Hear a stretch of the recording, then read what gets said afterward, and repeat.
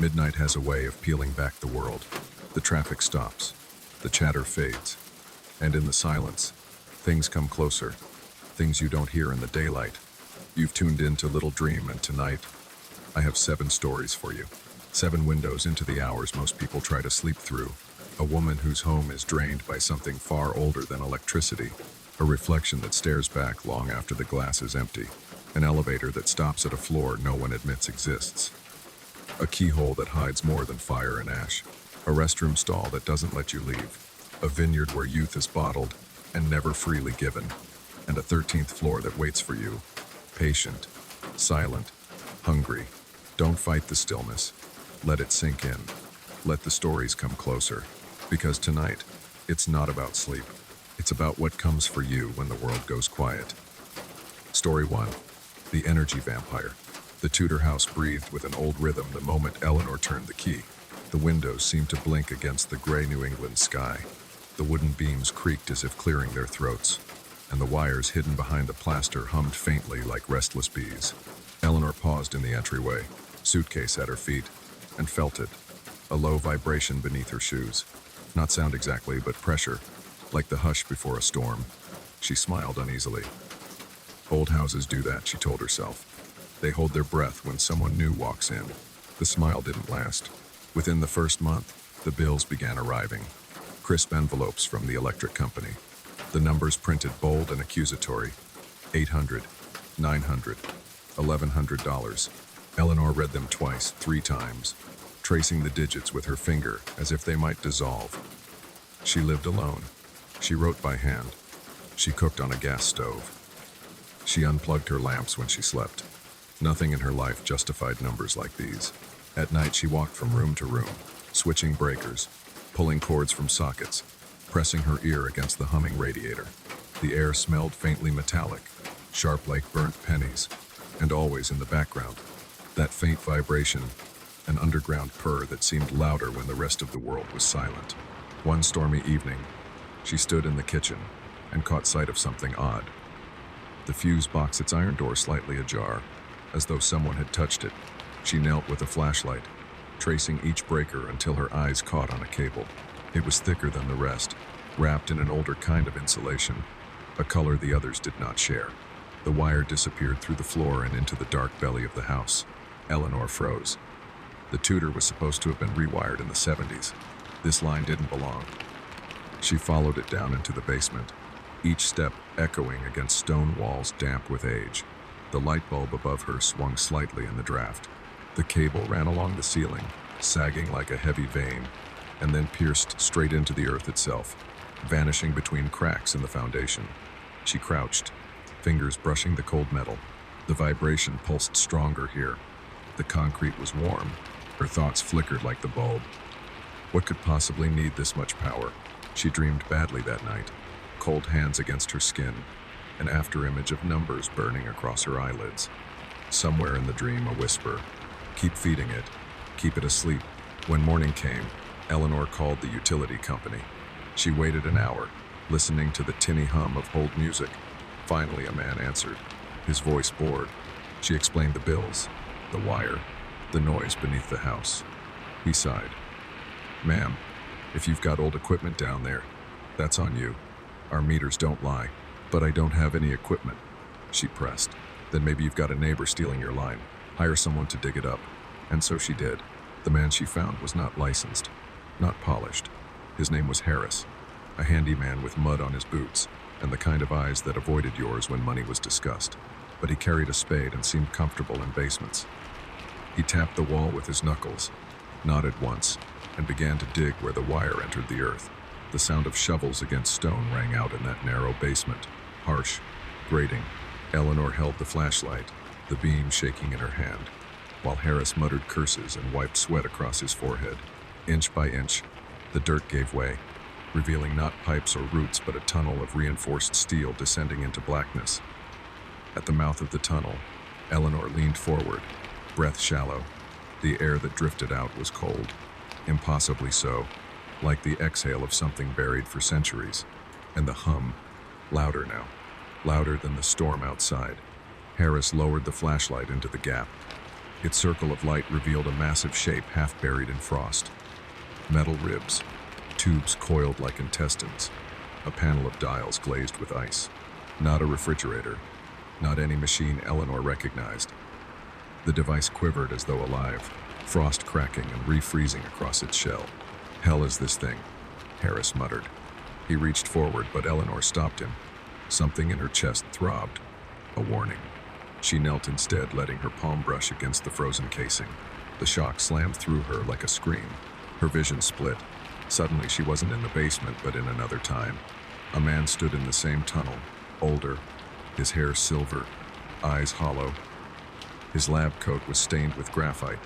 He whispered equations under his breath as he pulled the cable taut, binding the machine like shackles. His lips formed words Eleanor couldn't hear, but she knew the intent. Not to power something, but to bind it. The man's gaze lifted, and for a heartbeat, he saw her, saw through her. His face twisted, desperate. Then the vision cracked and she was back in the tunnel, hand against the ice. Harris's voice distant and muffled. "Lady? Hey, you all right?" She ripped her hand free. The humming died. The basement light sputtered and went black. In the silence, a groan deep, mechanical, but almost human rose from the depths of the earth. The frost on the machine melted in rivulets, dripping into the soil. Eleanor and Harris stood in the dark, listening, and then came the sound neither of them expected. Steps, heavy, deliberate, rising from beneath the earth.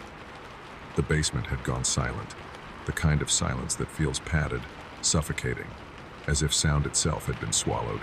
Eleanor's flashlight beam trembled across stone and dirt, catching motes of dust that spun like pale insects in the dark. Beside her, Harris stood frozen, spade hanging from his grip, his breathing quick and shallow. Then the first step came. It wasn't the scuff of loose gravel or the shuffle of something small. It was weight. Heavy, deliberate, sinking into the soil beneath their feet. The vibration of it rattled Eleanor's ribs. She thought of a staircase that had been built long before the house, long before the town steps carved not for human feet but for something larger, dragging itself toward the surface. She whispered before she realized she was speaking. "It's coming up." Harris jerked toward her. "What the hell did you say?" "Listen." They both did. The rhythm was steady. Step, step, step. Each pause between strikes filled with a low groan from the machine, as though it were exhaling after centuries of sleep. Harris tried to cover his nerves with a laugh, but it broke halfway out. Probably water shifting down there, or a generator motor turning over. Old junk'll make noises when it warms up, but Eleanor knew better. She could feel the rhythm in her bones. It was not a motor. It was a gate. Her mind spiraled back to the vision, an older man, shackling the device with wires, his lips moving in desperation. A physicist, she realized. Someone who had not built the machine but imprisoned something inside it. Keep feeding it. Keep it asleep. The whisper from her dream burned through her again. And now, the current had stopped. The feeding had ended. The machine was waking. The flashlight's beam quivered as Eleanor swept it over the steel ribs of the device. Frost continued to retreat in rivulets, leaving behind dark metal scarred with age. Tubes trembled like veins pulsing under skin. Somewhere deep within, gears shifted with the reluctance of a jaw forced open after years of clenching shut. The air grew colder, paradoxically colder, until each breath stung her throat like needles. She exhaled and saw her own fog. Harris cursed softly, stamping his boots, as if to keep circulation in his legs. Then came the second sound, a hiss soft, slithering like steam forced through a narrow pipe, except it carried shape, as if vowels were hidden within the release. Eleanor stiffened. She realized with horror that the hiss was speech. She couldn't understand the words, but her skin did. The hair along her arms stood rigid, her scalp prickled. Something was calling. Not to Harris, not to the room, to her. Harris broke the moment with his shovel, jamming the blade against the edge of the tunnel. "I'm sealing this back up," he muttered. "Not my problem anymore." Eleanor's hand shot out, grabbing his arm. No, but it was too late. The strike rang through the chamber like a bell. The machine shuddered, groaning louder, and the steps quickened, dragging closer. The floor vibrated beneath them, dust sifting from the ceiling beams. "Jesus Christ," Harris whispered, backing away. Lady, what is this? Eleanor couldn't answer.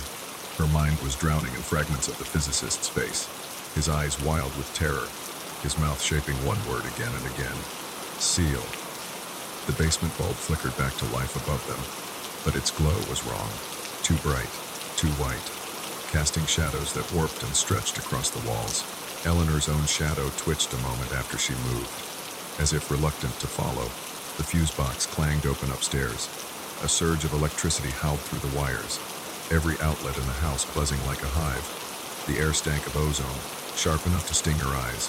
Eleanor gripped the railing of the basement stairs, knuckles pale. It's draining the grid. What? The bills, the power. It's been feeding this whole time. And now, her voice trailed. She didn't want to finish the thought. Now it was hungry for more than electricity. The machine exhaled again, and Eleanor swore she felt the draft move across her cheek like a hand. In that icy gust, she caught another vision. Not a physicist this time, but a family. Faces blurred, yet their eyes sharp, staring with hollow exhaustion. A mother clutching a child. A father clutching nothing. All of them bathed in the blue glow of the machine. Their lips parted, whispering the same word, empty. Eleanor staggered backward, heart hammering. She blinked, and the vision was gone. But the basement remained filled with a presence heavy, pressing against her ribs, demanding she acknowledge it. Harris dropped his spade and bolted for the stairs. I'm out. You can keep your freak show, lady, but I'm not. He stopped halfway up. The bulb above them popped, showering glass. In the sudden darkness, a shape appeared at the mouth of the tunnel. Not a body, not yet. Just the absence of light, a deeper black peeling itself from the machine's ribs. It rose with impossible weight, pressing the air from the room. The steps resumed closer, now loud enough to rattle the jars on Eleanor's storage shelves. Harris froze on the stairs. Is that? Don't look at it, Eleanor whispered, though she didn't know why. The words poured from her as though borrowed from someone else's memory. The shape paused, as if hearing her. Then it bent, impossibly low, the darkness folding toward them like a head tilting in curiosity. A sound escaped it, metallic and sorrowful, a moan that rattled her teeth. Every instinct screamed at Eleanor to run, but her legs wouldn't move. Instead, she spoke her own voice, distant, hollow. What are you? And for the first time, the hiss answered with clarity. Not in English, not in words she knew, but the cadence carried meaning that her body absorbed. Once bound, now waking. Harris whimpered. We need to, but the thing shifted forward, and with it, the machine behind began to buckle. The cables tore loose, spitting sparks. The earth groaned like a cracking coffin lid. Eleanor realized with a terrible clarity, this was not simply a device. It was a door, and the door was opening. The sound grew unbearable, a chorus of frequencies colliding. Lights in the house above exploded one by one, showering the rooms in shards. Upstairs, Eleanor's typewriter slammed its keys by itself, hammering nonsense letters. The refrigerator rattled. The stove flared. Every bulb burned white before bursting. The house screamed with power. Eleanor clutched the banister to steady herself, whispering frantically in her mind, seal it, seal it, seal it. But she had no knowledge, no tools, no equations etched into her skin like the physicist had. All she had was the awareness that something had been trapped down there for a reason. And now, because she had touched it, it knew her. The footsteps reached the first stair. Harris dropped to his knees, covering his head, muttering prayers under his breath. Eleanor's flashlight shook violently in her grip, casting wild arcs that revealed nothing but stone and shadow. Yet the sense of bulk, of size, pressed closer. Another hiss escaped the shape, but this time Eleanor understood one word as if it had been translated through her marrow. Feed. The basement filled with the smell of burning copper. Eleanor's skin tingled as static crawled over her arms, raising welts.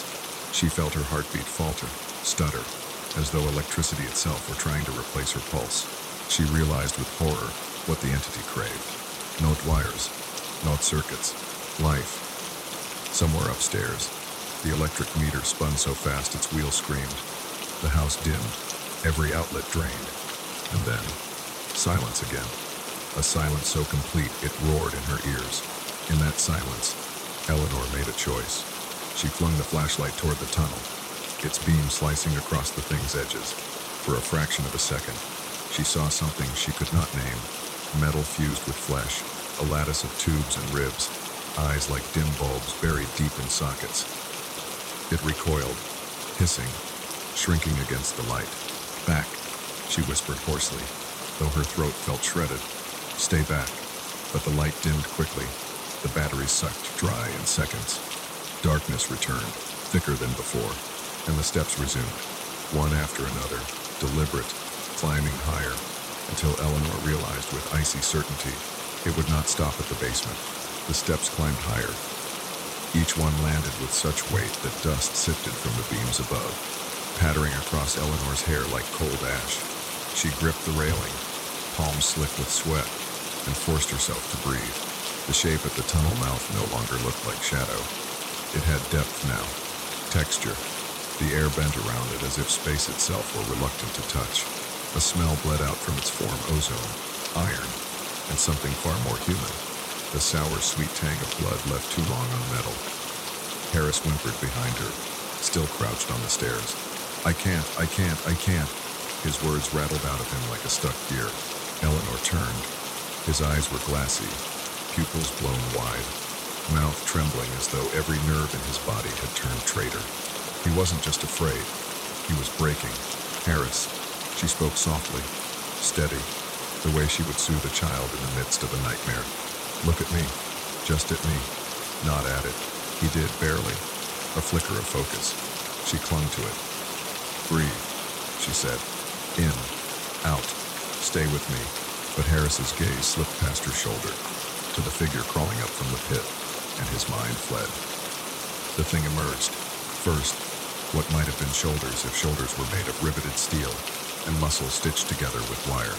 Tubes pulsed along its frame, glowing faintly blue, as though something liquid and electric moved inside them. Its chest rose and fell with breaths too loud, too deliberate. Then its head, at least, Eleanor thought it was a head, a dome of metal scarred with scratches, bolted plates fused to fragments of bone. And behind those plates, recessed in shadow, two dull lights burned like dying bulbs. They clicked faintly, brightened, dimmed, as if trying to focus. Her stomach clenched. This was not a creature built, it was a creature bound. Pieces of man and machine crushed into one prison of function, powered not by wires but by hunger itself. It hissed again. This time, the sound was unmistakably language. Eleanor felt it crawl through her ribs, each syllable vibrating against bone. Not enough. The house groaned. Upstairs, furniture toppled, glass shattered.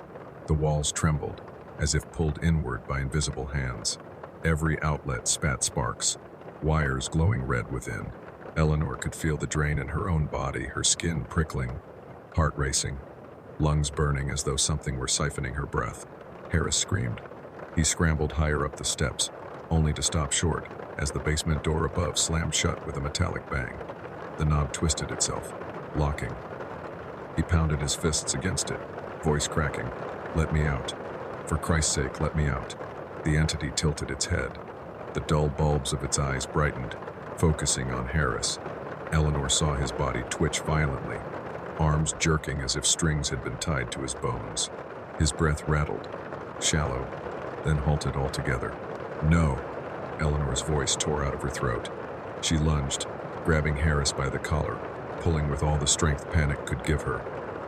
His body was stiff, locked in invisible currents. His eyes rolled upward, whites showing.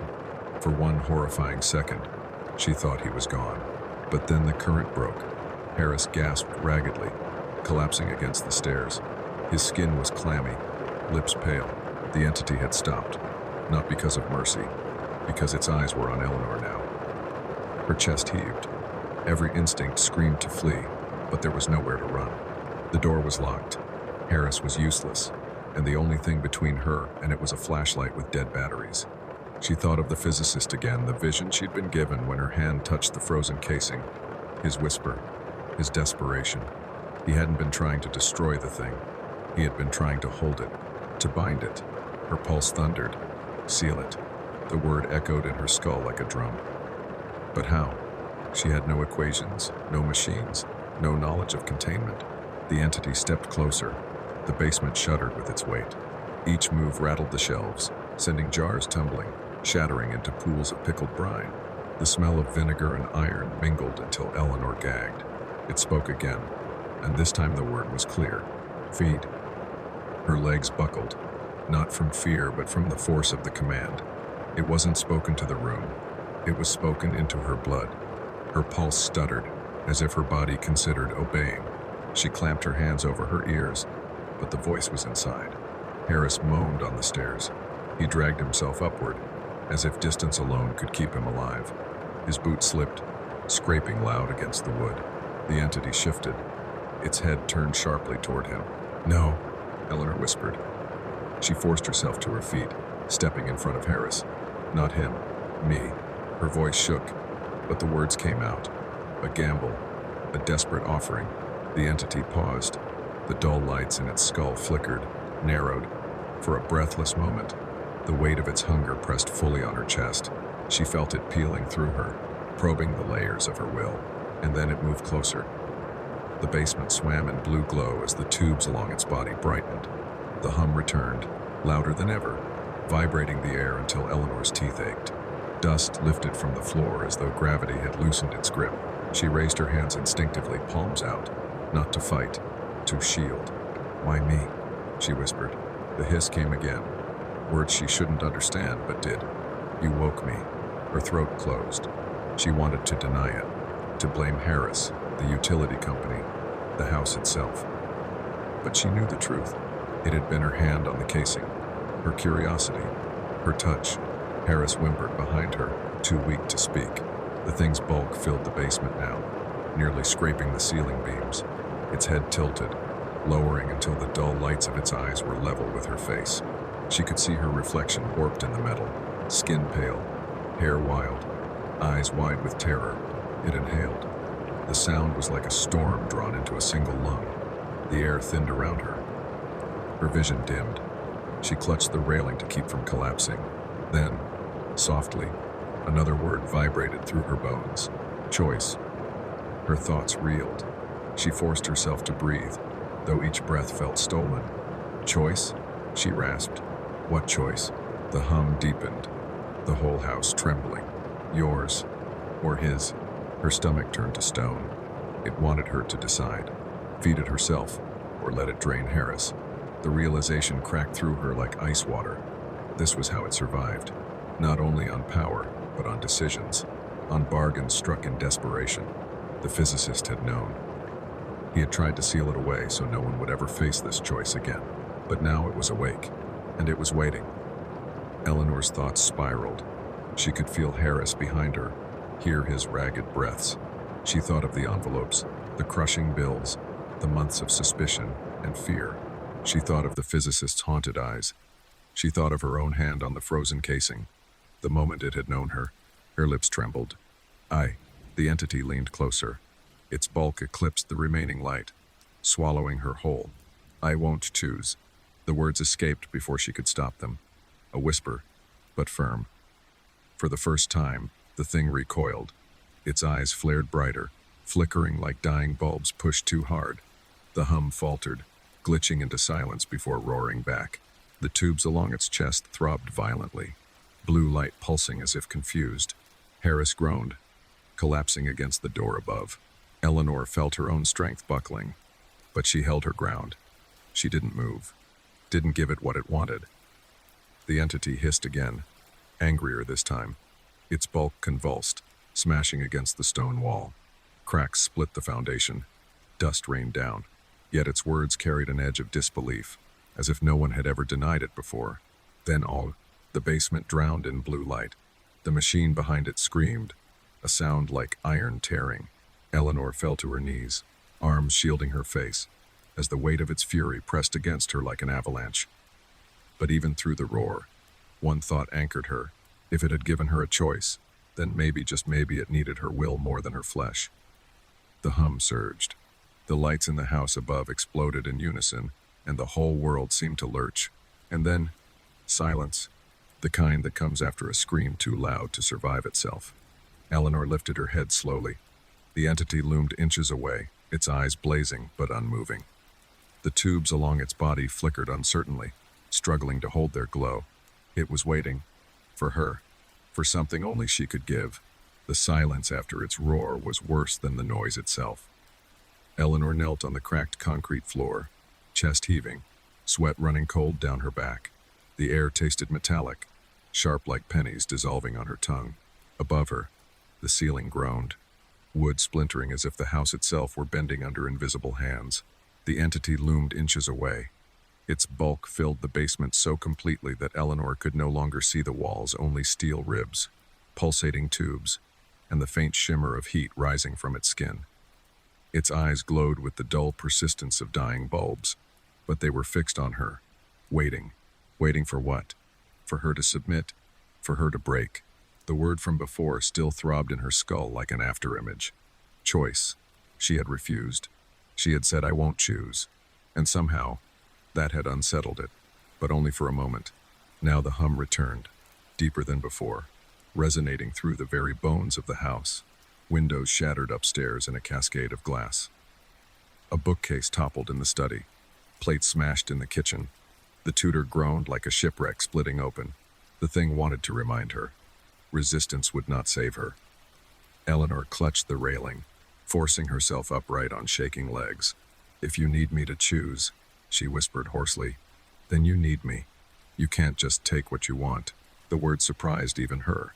They came from some instinct, some shard of defiance sparked by terror. But the entity reacted. Its head tilted, jerky, like a machine unsure of its calibration. The dull bulbs of its eyes flared, flickered, dimmed again. "Need," it hissed. The syllable reverberated in her ribs.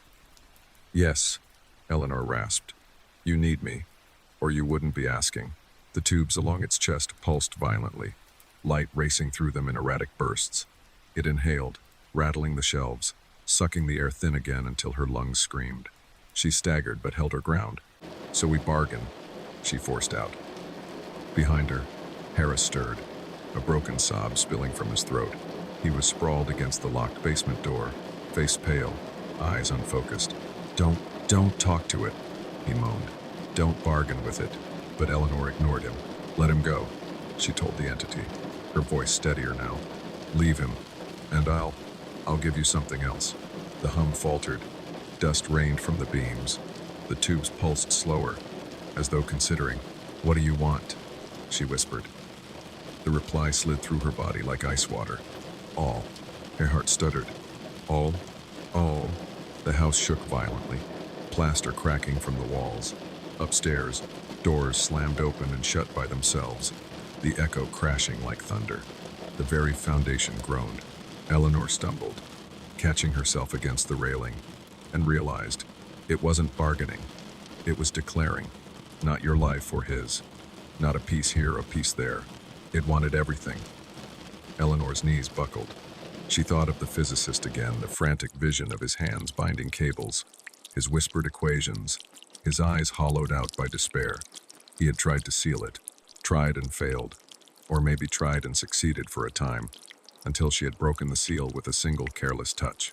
Was this what had driven him to the edge? Bargaining with something that only understood hunger? Her breath caught. "You can't have everything." The entity leaned closer. Its chest opened, slightly metal plates parting like the ribs of a furnace. Inside, a dim glow pulsed, blue and white, shifting like storm clouds trapped in glass. The air grew colder, the hum deafening. Then nothing. It hissed. The house convulsed. Eleanor screamed as the floor split beneath her feet, cracks zigzagging across the basement like lightning. Cold air gushed upward, carrying with it the stink of ozone and earth. Furniture upstairs crashed to the floor. Somewhere, a mirror shattered, its fragments raining like silver rain. The Tudor house was being unmade from the inside out. Eleanor's body shook violently. She clutched her head, thoughts fracturing under the onslaught. "Stop!" she cried. "Stop, damn you!" Her voice cracked against the roar, but something in the sound made the entity hesitate. Its head cocked again, like an animal sniffing unfamiliar prey. Its eyes blazed brighter, burning into her face. Eleanor forced herself to meet them. She spoke not in defiance this time, but desperation. "You're not free. Not yet. You're still bound. I can feel it. That's why you need me. That's why you can't just take everything. The hum wavered. The tubes along its body flickered uncertainly. She pressed harder, seizing the crack of hesitation. The physicist bound you once. He left his mark. I saw him. And you. She swallowed, voice trembling. You're still shackled. Still. Caged. The entity's bulk shuddered, the blue glow inside its chest flaring violently. A hiss like static burst from it, a sound halfway between rage and pain. For the first time, Eleanor realized. Her words hurt it, not because they were true, though they were, but because they reminded it of what it had once been. Imprisoned. The walls groaned louder, as if the house itself protested her revelation. Sparks burst from the fuse box, cascading down the stone like fireworks. The air screamed with static, raising welts on her skin. The entity lurched forward, slamming its bulk into the foundation. The entire house rocked on its base, mortar crumbling, pipes bursting overhead, water sprayed in cold arcs, mixing with the acrid scent of burning wires. Eleanor staggered back, coughing, choking on dust. Harris screamed behind her, fists pounding uselessly on the locked door. The entity's chest gaped wider, revealing the full storm inside. Blue lightning danced across its ribs, arcs leaping out to scorch the floor. The hum had become a howl, a sound so loud it blurred into silence. It wanted to swallow her whole, to prove her wrong. Eleanor dropped to her knees, palms pressed against the cracked concrete. She squeezed her eyes shut, forcing her mind to focus through the chaos. The physicist's lips whispered in memory, his eyes desperate, his equations written in the air. Seal it, feed it, keep it asleep. Her breath rattled. She had no equations, no science, but maybe will was enough. She spread her palms across the floor and shouted, voice raw, you are bound. You will stay bound. Auzen. The words shot from her throat like fire. For a heartbeat, the hum faltered. The glow dimmed. The tubes flickered. The entity hissed, thrashing violently, smashing against the walls. The floor beneath Eleanor cracked wider, threatening to swallow her whole, but she shouted again, louder, each syllable ripping her throat raw. You are bound. The blue glow sputtered. The howl fractured. For a moment, she thought it might work, that sheer will could cage it again. But then the hiss returned, sharper than ever, slicing through her chest like knives. Not by you. The house convulsed with such force that Eleanor was flung against the wall. Pain split across her shoulder, sparks bursting across her vision. Harris wailed, his voice barely audible over the roar. The entity loomed, chest blazing like a furnace, eyes bright as miniature suns. Its voice thundered through her bones, through the stone, through the very marrow of the house. You woke me. You will carry me. Eleanor gasped, struggling to rise. Carry? The tubes pulsed violently, lightning crawling down their lengths. The blue glow reached outward, tendrils of energy snaking toward her chest. She screamed as static tore through her body. Every nerve lit with fire. Her vision split. She saw the physicist again, this time not binding cables but crumpled on the floor. Face hollow, eyes empty. His lips mouthed one last word, host, and then he was gone. The entity leaned closer, its furnace chest opening wider. The storm inside surged outward, engulfing her in light. Eleanor's last coherent thought was not fear, not defiance, but a single sick realization. This thing had never wanted to be fed. It wanted to move, and it had chosen her. The storm of blue light engulfed her. Eleanor's scream never left her throat, it collapsed inward, devoured by the soundless roar filling every corner of her mind. Her body convulsed. Sparks crackled under her skin, bones trembling like tuning forks. For a single, impossible moment, she felt the pulse of the entire grid. Substations, transformers, the endless lattice of wires stretching through towns and fields. It all poured into her. Then silence. The glow vanished. The hum died. The basement went dark. Eleanor collapsed onto the cracked floor, chest heaving. Her skin smoked faintly, the edges of her dress singed where the arcs had touched. She clawed at the concrete, trying to find the weight of her body again, but everything felt wrong, too light in some places, too heavy in others, as though her limbs no longer answered entirely to her will. Behind her, Harris stirred, a choked sob, weak but alive. He pushed himself against the basement door, blinking through the gloom. Is it? His voice cracked. Is it gone? Eleanor opened her mouth to answer, but no words came. Her throat worked, soundless. Something inside her chest pulsed once, sharply, like a second heartbeat. Harris crawled closer, eyes darting between her and the machine. The device lay still now, its ribs dark, its tubes deflated, steam curling faintly from its seams.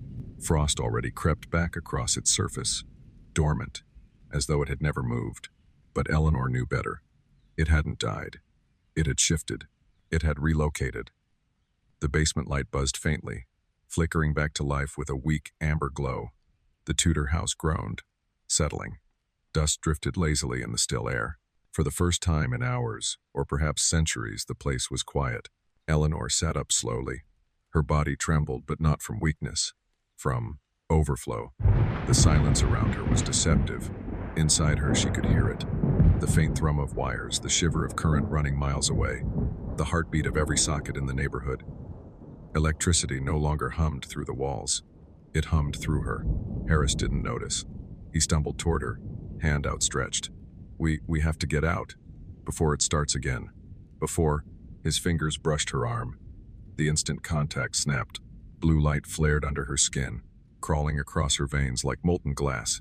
Harris screamed, jerking backward as if burned. His palm smoked, blistering red. Eleanor gasped. Don't. Her voice finally emerged, hoarse and broken.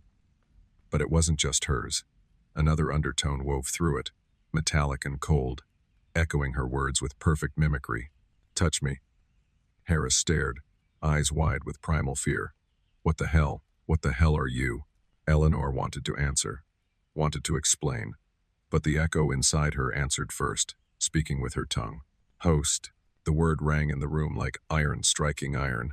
Harris bolted. He scrambled up the stairs, pounding his fists against the locked door. This time, it opened without resistance.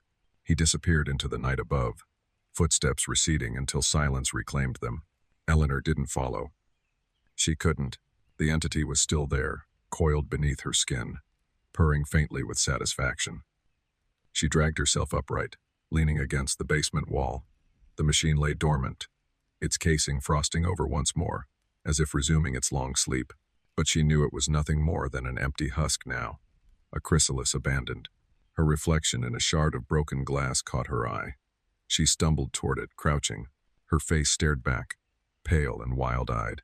But faintly, just faintly, her pupils glowed with the same dull blue as the bulbs within the entity's skull. When she blinked, the glow pulsed. Her stomach lurched. No, she whispered. No, no, no. The whisper answered back, inside her head but in her own voice, amplified, doubled. Yes. She stumbled upstairs.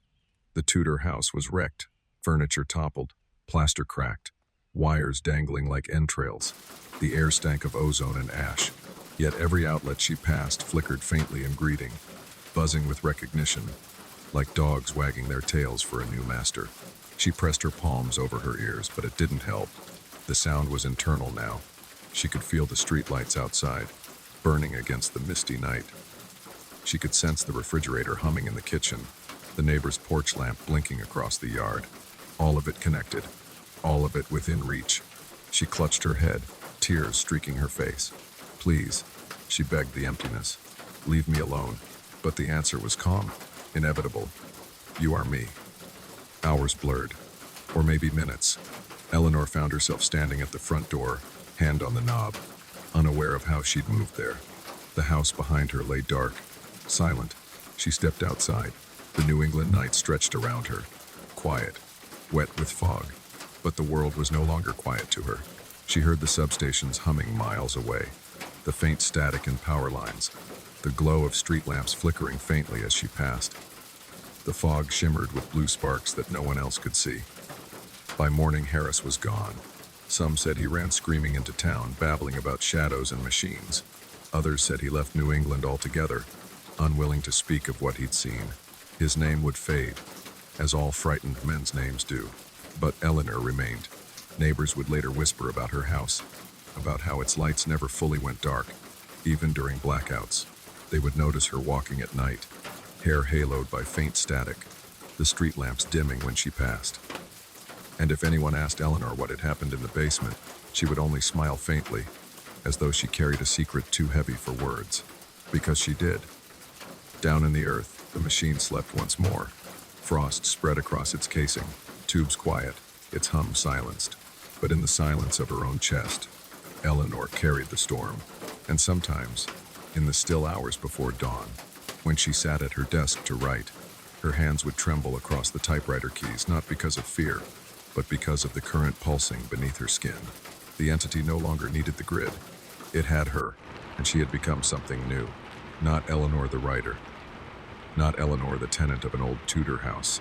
Eleanor, the host. Story 2. The 2 a.m. reflection. London's nights had a weight of their own. Not the cobbled fog and gaslight of tourist postcards, but the heavy silence that blanketed the student blocks after midnight. The kind of silence made of humming radiators, distant traffic, and the muffled bass from a party 3 floors down. At 2 a.m., that silence always broke. Chloe stirred first. Her bed was pushed against the far wall of the dorm room, directly across from the wide window that overlooked the courtyard. The blinds were drawn halfway, slats cutting pale stripes across her blanket. She blinked awake, unsure why, until she realized her throat had gone dry and her heart was racing. Something was outside the window. She didn't see it all at once. Her eyes were still adjusting. The courtyard lamps glowed weak, spilling just enough light for shapes to form. And in that blur of shadows, a face stared in. It wasn't pressed to the glass. It wasn't hovering, either. It simply was. Gray skin, eyes too sunken, mouth slack and silent. No movement, no breath fogging the pain. Just a face fixed in its stillness, studying her. Chloe's chest locked. They were on the 5th floor. There was no balcony, no ledge, nothing a person could stand on. The window opened over empty air. She pulled the blanket to her chin, unable to speak. She counted her breaths. 1, 2, 3. On the 4th, she dared another look. The face was gone. The next morning, Liam laughed. He sat at the edge of his bed, hair a mess, balancing a mug of instant coffee. His voice carried that sleepy, skeptical tone Chloe knew too well. Nightmares. You said you'd been cramming until 1. Brain does weird stuff when you're running on fumes. Chloe shook her head, sitting cross-legged on her bed. It wasn't a dream, I was awake. She faltered, remembering the stillness, the dead weight of those eyes. It was there. Liam shrugged. If there was some creep hanging 5 stories up, I think someone would have noticed. He gestured toward the window. The glass reflected their room back at them, 2 beds, a cluttered desk, posters peeling at the corners. Ordinary. Chloe wrapped her arms around herself. You didn't see it because you were asleep. You're sure you didn't see your own reflection? Half awake, shadows, angles. Her silence was answer enough. Liam sighed, softening. All right, I'll humor you. If it shows up again, wake me. Deal? Chloe nodded, though the promise gave her little comfort. That night, the silence broke again. At exactly 2 a.m., Chloe's eyes snapped open. No noise had woken her. It was the absence of noise. The radiator's hum had stilled. The party downstairs had died. Even Liam's breathing was shallow, nearly silent. Her gaze drifted unwillingly toward the window. The face was back, closer this time, its features sharper, though still blurred by the faint courtyard light. Skin gray and papery, lips parted slightly. Its eyes glistened, catching what little light existed. They weren't dull. They were focused. On her, Chloe's breath caught in her throat. She clutched the blanket, half thinking she might scream, but the sound never came. She couldn't risk Liam waking, and turning his head couldn't risk him not seeing. Her heart pounded so loudly she was sure the thing outside could hear it. Then, just like before, it vanished. No movement, no drifting. One blink, and it was gone. The next morning, Chloe's insistence wore down Liam's skepticism. He studied her pale face, the shadows under her eyes. You're serious? I'm telling you, it was real. He rubbed the back of his neck. All right, fine. We'll settle it. Tonight I'll set up my camera. We'll catch this guy or ghost or shadow or whatever, and then you'll see it's nothing. He dug out his camera from the desk drawer, a mid-range DSLR he used for class projects. He positioned it on the tripod, angled directly at the window. Motion detection. If anything moves in the frame, it records. Proof, one way or the other. Chloe nodded, though her stomach coiled. Proof was one thing, but what if the face looked back? Night fell. Rain tapped the glass, drizzling streaks down the pane. Liam checked the camera one last time before sliding under his blanket. Chloe lay rigid in hers, eyes darting between the blinds and the red recording light blinking steadily. 2 a.m. came. Chloe woke instantly, as if her body had been tuned to the hour. She turned her head. The face was there, closer than ever, the gray skin almost brushing the glass. Its eyes locked with hers, unblinking, its slack mouth twitching at the corners. Her body seized. She wanted to scream for Liam, to shake him awake, but her throat burned silent. The camera's red light blinked. Recording. Proof. The face lingered longer this time. 10 seconds. 15. Then gone. Morning light bled pale through the blinds. Liam stretched, yawning, and pulled the camera toward him. All right, let's settle this. Chloe sat up, tense, blanket wrapped around her. Her stomach twisted as he scrolled through the footage. Hours of stillness. Then the timestamp. 2:01 a.m. The video showed the window. Nothing outside. Just rain sliding down the glass. See? Liam said. No face. No man dangling off the ledge. Nothing. But Chloe's eyes weren't on the footage. They were on the laptop screen itself, where the glossy black glass reflected the window behind them. Her breath stopped. In the reflection, faint but unmistakable, the face stared back. Liam, she whispered. Her hand shot out, pointing. What? There. He squinted at the video. There's nothing. No, not in the video. In the reflection.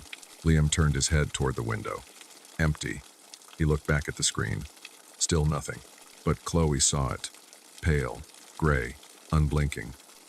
Not outside anymore. Inside. As though it had crossed through the glass and lingered on their side of reality. Her scream tore through the dorm room. Chloe's scream snapped Liam upright. He fumbled, nearly dropping the camera. What? What is it? Her finger shook, still pointing at the laptop screen. There. Don't you see it? Liam squinted. The video looped. Empty window. Rain streaks crawling down glass. I see rain. That's it. Not the video. Chloe rasped. Her voice trembled as if each word scraped her throat. The reflection. Look at the reflection. The glossy black border of the laptop screen caught the window behind them like a mirror. Pale daylight from the blinds glared across its surface. To Liam, it showed only stripes of light and his own messy hair. To Chloe, it showed a face. Gray, hollow-eyed, watching. It did not blink. Her scream wilted into silence. She backed away from the desk, bumping against her bed. It's right there. Liam turned the laptop toward himself, tilting the screen. His brow furrowed. Chloe, I swear there's nothing. Her heart hammered. She wanted to grab him, shake him until his eyes opened. But his calm confusion chilled her worse than the face itself. It was real. She knew it was real. Yet somehow, it belonged only to her sight. She tested it that night. At dinner in the common kitchen, Liam stirred pasta while she stared into the microwave door. Chrome surface, smudged fingerprints, streaked light from fluorescent bulbs. For an instant, behind her own reflection, she thought she saw him, the gray man, waiting. Her fork clattered to the floor. When she looked again, the door was empty. Later, brushing her teeth, Chloe leaned toward the bathroom mirror. The glass was fogged at the edges, steam from someone's earlier shower. She wiped it with her sleeve. For a moment, only her pale face blinked back.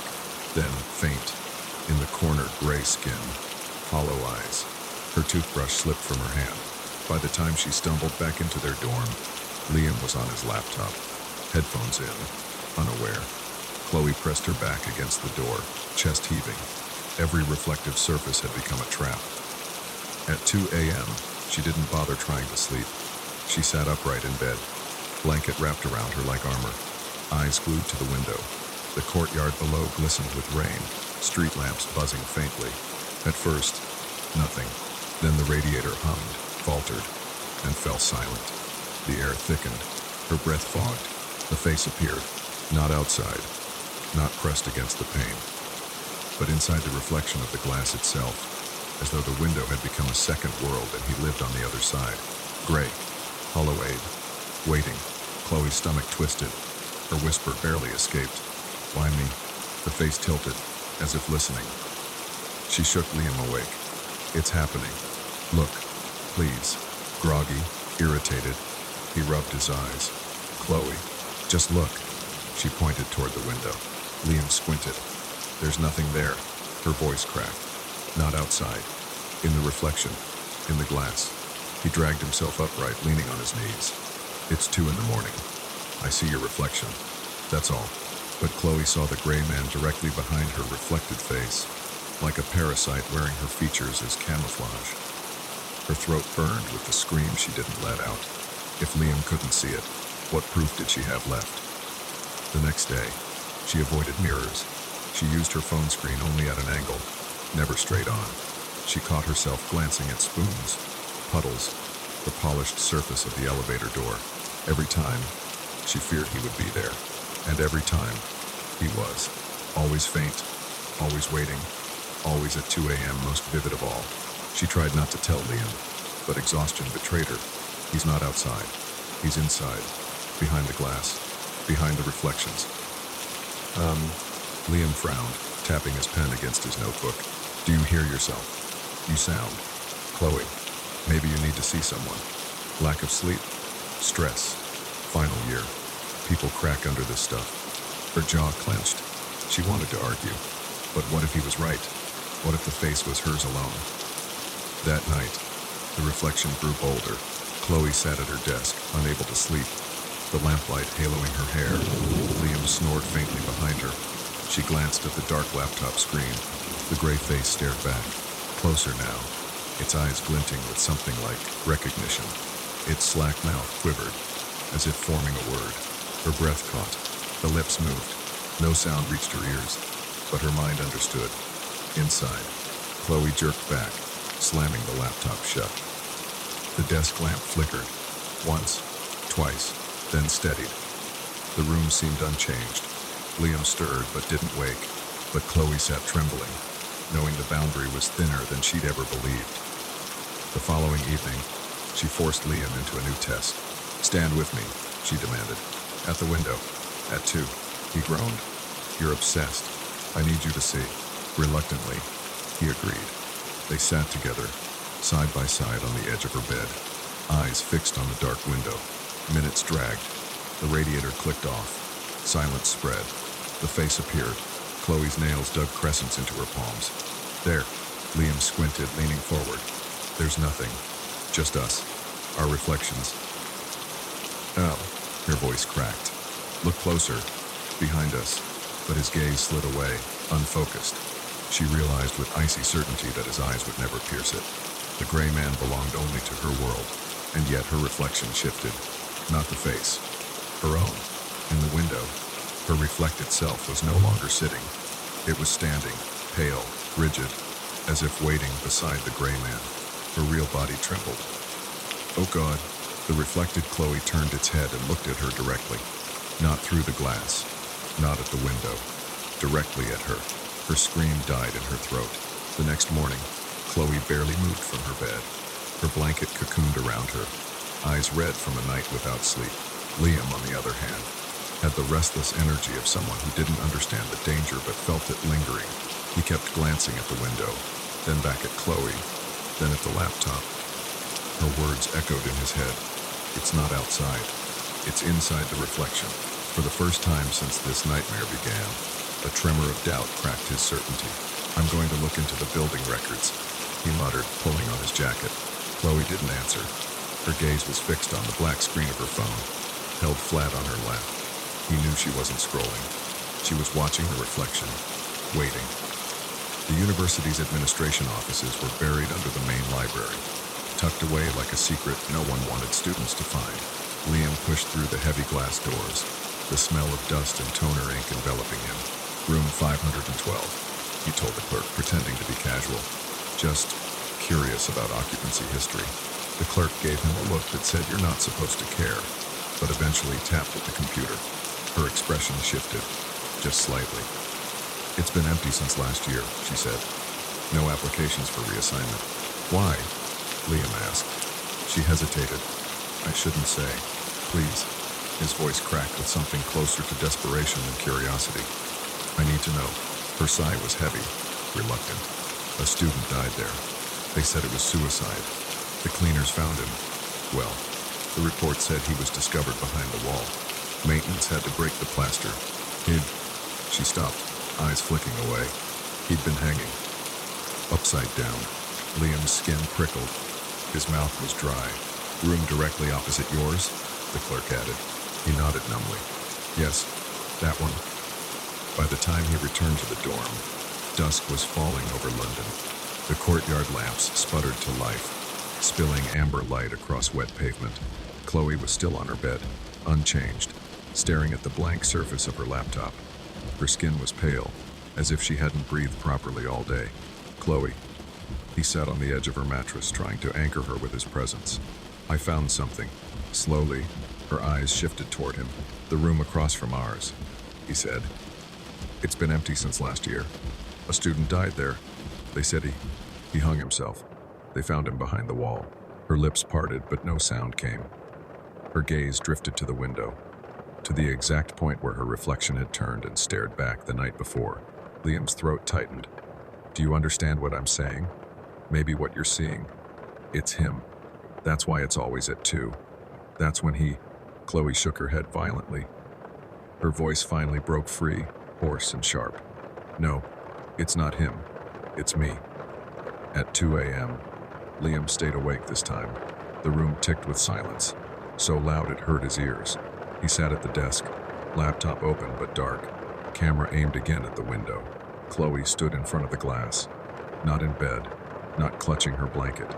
Standing, her face lit only by the faint courtyard lamps outside. Tell me if you see it, she whispered. Her breath fogged against the pane. Liam stared. Outside, nothing. The courtyard was still, slick with rain, empty as always. But in the reflection, for the first time he caught it. Not the gray man, not clearly, but something. A flicker behind Chloe's reflected face. A blur where the shadows should have been. The image didn't match her posture. He rubbed his eyes, blinked hard. The blur solidified. A face, pale, slack, watching from within the reflection. His chest tightened. Chloe, step back. But she didn't. Her reflected self leaned closer to the glass, lips twitching.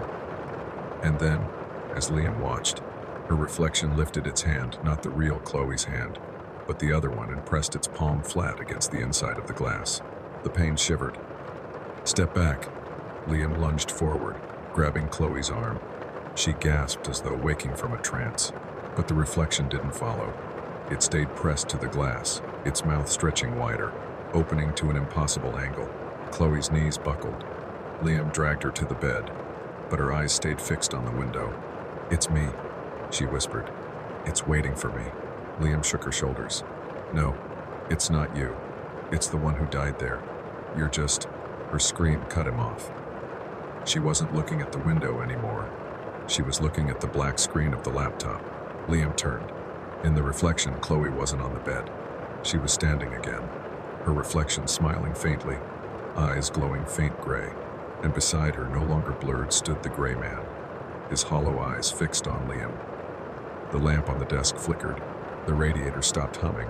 The entire dorm seemed to hold its breath. Liam grabbed the laptop, slamming it shut, then yanked the blinds down over the window. Darkness fell heavy, broken only by the faint red light of the camera recording. Chloe rocked back and forth on the bed, muttering, He's here. He's here. He's not outside anymore. Liam pressed his palms over her hands, desperate. Listen to me. It's not real. It's trauma. It's... But the words died as the wall opposite the window groaned. The paint bubbled, plaster cracking faintly, as though something pressed against it from the other side. Liam's skin crawled.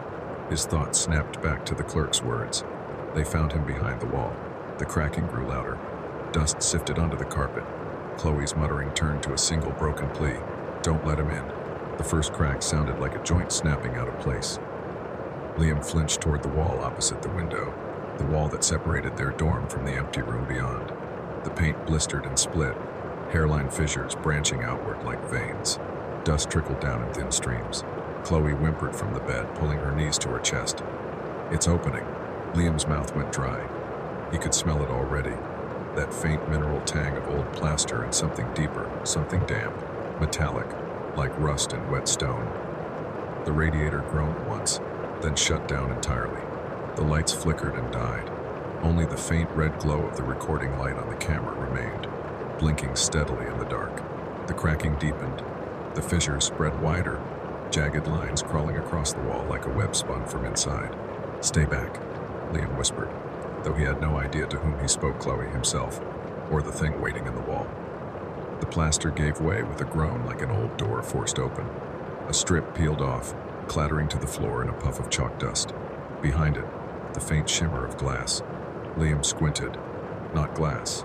A surface, dark and smooth, gleaming faintly like a mirror. His stomach nodded. Chloe, her head lifted, eyes wide, glassy with exhaustion. That's where he is. That's where he's always been. And the wall continued to shed itself, chunks falling to reveal more of the black reflective surface beneath. It wasn't just a patch. It was a whole hidden wall of glass, stretching floor to ceiling, concealed under layers of plaster, and now it breathed. The glass fogged faintly from within, as though someone were exhaling on the other side. Liam stumbled back, instinctively reaching for Chloe. "We have to go." Her hand resisted his, trembling. "We can't. If we run, he'll follow." Her words landed heavy. Somehow, he believed them. The reflection in the glass flickered. At first, it was only shadows, fragments of their own room seen through a warped lens. Then, slowly, shapes emerged. Chloe's reflection appeared first standing upright in the mirrored world, though her real body sat frozen on the bed. The mirrored Chloe's eyes were sunken, her smile faint, unnatural. She tilted her head, studying them with a patience too deliberate. Then came the second shape, the gray man. He slid into view behind her, his face slack, hollow-eyed, exactly as Chloe had described from the first night. His hand rose, slowly, pressing flat against the inside of the glass. The mirror shivered under the touch. Chloe clutched Liam's arm, nails digging through fabric. "He's not in the window anymore. He's here. He's closer." The mirrored Chloe pressed her palm against the glass, aligning it with the gray man's. The surface rippled faintly under their weight, as though it were not solid but liquid stretched thin. Liam's skin crawled. He pulled Chloe tighter. "Don't look." But she couldn't turn away. Her reflection's lips moved. No sound carried, but Chloe gasped as though the words had burned directly into her mind. "He says I belong with him." The mirrored Chloe smiled wider. The gray man's hollow eyes shifted from Chloe to Liam. For the first time, Liam felt the weight of that gaze. Heavy, cold, as though the temperature in the room had dropped 10 degrees in an instant. And then he smiled. It was slight, just the faintest curl of lips, but it was enough to freeze Liam where he stood. The wall moaned, plaster flaking faster now, chunks falling away until half the glass surface was fully exposed. The glow of the courtyard lamps bled into it, warped and stretched, turning the entire pane into a dark portal. The reflections leaned closer. The glass bowed outward, bulging, as if the two figures pressed against it with all their weight. The surface cracked. A spiderweb fracture burst across it, radiating from where their palms touched. Chloe shrieked. Liam pulled her off the bed, stumbling backward toward the door. His hand rattled the knob. It refused to turn. Locked from nowhere, just like the night before. The glass groaned.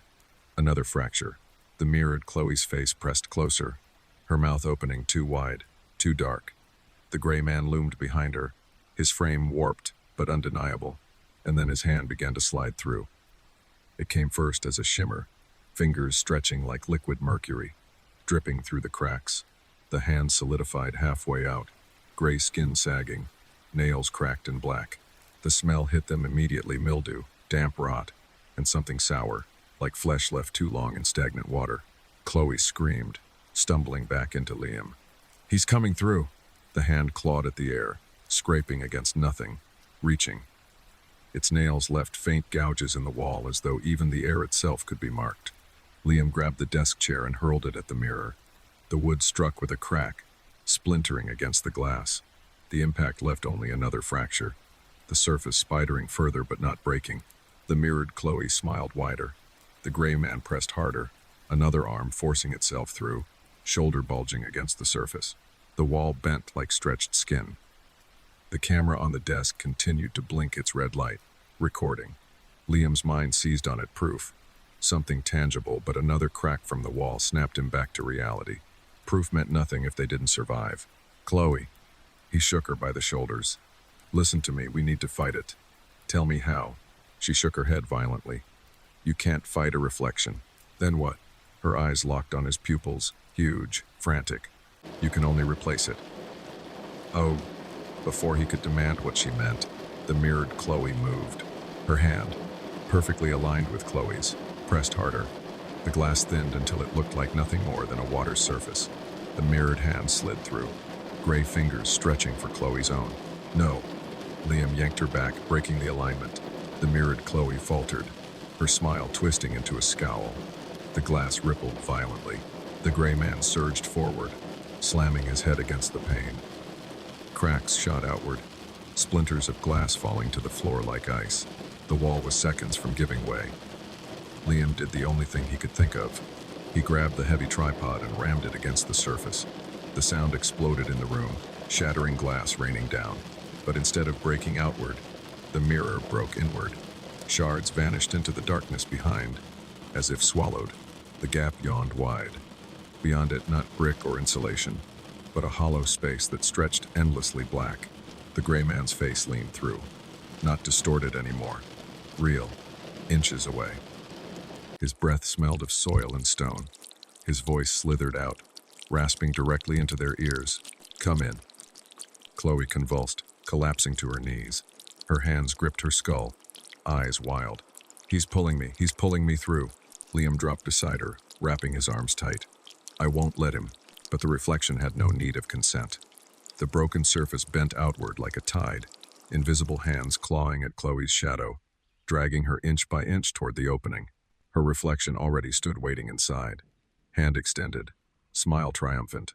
Liam's strength faltered. For a moment, Chloe's body slid across the carpet, toward the wall. Fight, he shouted. Don't let him take you. But her eyes met his, and he saw the truth. She wasn't fighting. She was listening to the voice in her skull. The glass rippled violently. A roar of silence filled the room, crushing their ears. And then, all at once, the wall gave way. Chunks of plaster, splinters of glass, dust like ash rained down as the black surface yawned wide, swallowing the room's air. The gray man surged forward, reflection and reality bleeding together until Liam couldn't tell where one ended and the other began. Chloe screamed once, raw, broken, and then the sound cut off. The wall snapped shut, smooth plaster sealing itself in an instant. Silence. The dorm room stood as it had before, cracked, broken, dust in the air, but the mirror was gone. The wall was whole again, and Chloe's bed was empty.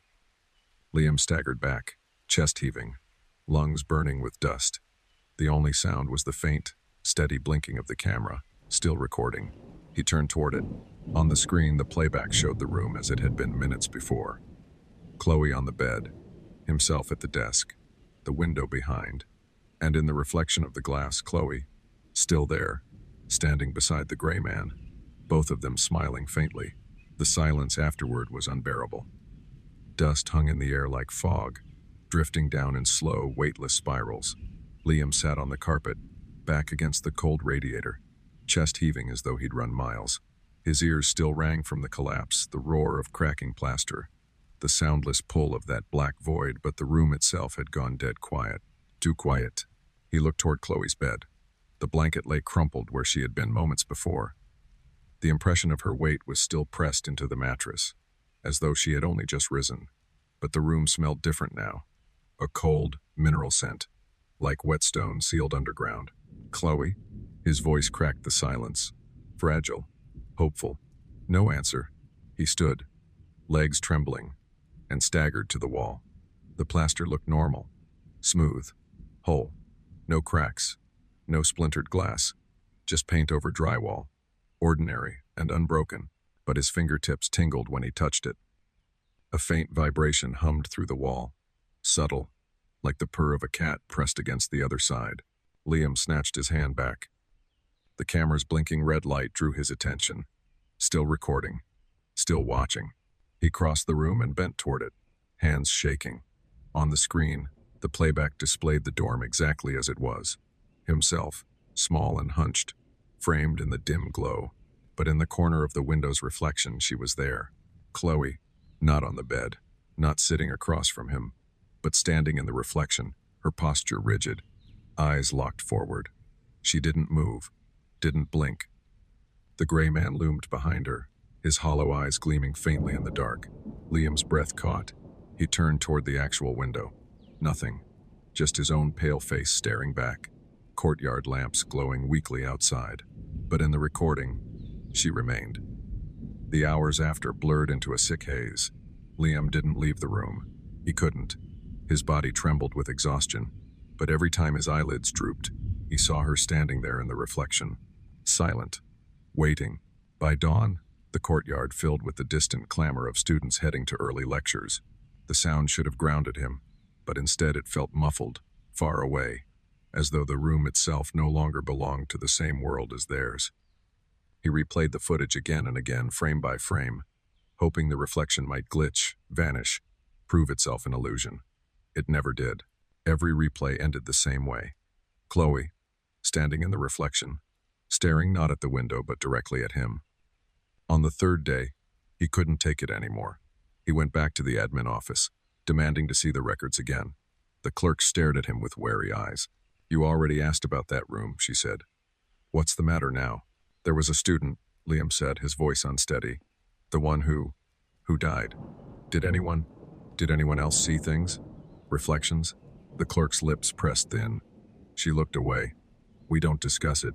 Please," Liam begged. "I need to know." Her silence stretched until he thought she would dismiss him. Then, softly, she said, "They covered all the mirrors when they found him. Every single one. The maintenance report mentioned it. Said his room was full of glass he'd painted black." Liam's stomach turned to ice. That night, he sat in the dark, laptop closed, blinds drawn tight. The camera remained on the desk, still blinking, still recording. He told himself he wouldn't look. He wouldn't check the screen. He would pretend Chloe had left, transferred, moved on. But when 2 a.m. came, he woke anyway. The silence pressed in. The radiator hummed once, then died. The air thickened, cold, and from across the room came a faint, muffled sound. A knock. Not on the door, on the wall. 3 slow taps. Deliberate. Hollow. Liam froze, heart hammering. He told himself not to move, not to answer. But his head turned on its own, eyes sliding toward the smooth plaster. The wall trembled faintly, just once, like something shifting its weight behind it. He stumbled toward the camera, hands trembling, switching the playback screen on. Chloe was there, closer than before, her face pressed almost flush against the inside of the window's reflection, her eyes wide, lips parted as though she were about to speak. Behind her, the gray man leaned forward, his hollow eyes fixed not on her, not on the room, but on Liam himself. And this time, Chloe moved, her hand lifted, pressing flat against the glass inside the reflection. Liam staggered back, his chest constricted, lungs burning as though the air had been stolen from him. He turned toward the real window. The glass fogged. A handprint loomed there, pale and gray, pressing from the inside. The camera kept recording. By morning, Liam was gone. No one saw him leave. No one saw him in the courtyard, on the street, or in class. His belongings remained in the dorm backpack, books, even his phone charging by the bed. Only the camera sat alone on the desk, its battery dead, its red light extinguished. When the cleaning staff eventually entered, they found the room empty. 2 beds, one stripped bare, and on the wall opposite the window, faint scratches marred the plaster. Not words, not symbols, just 2 sets of initials, carved faintly side by side, as though written by fingernails from the inside. C, W, L, H. Some students say the room is cursed, though the university denies it. Others whisper that if you stay awake at 2 a.m. and stare into the window of that dormitory, you'll see them. Not outside, not inside, but in the reflection.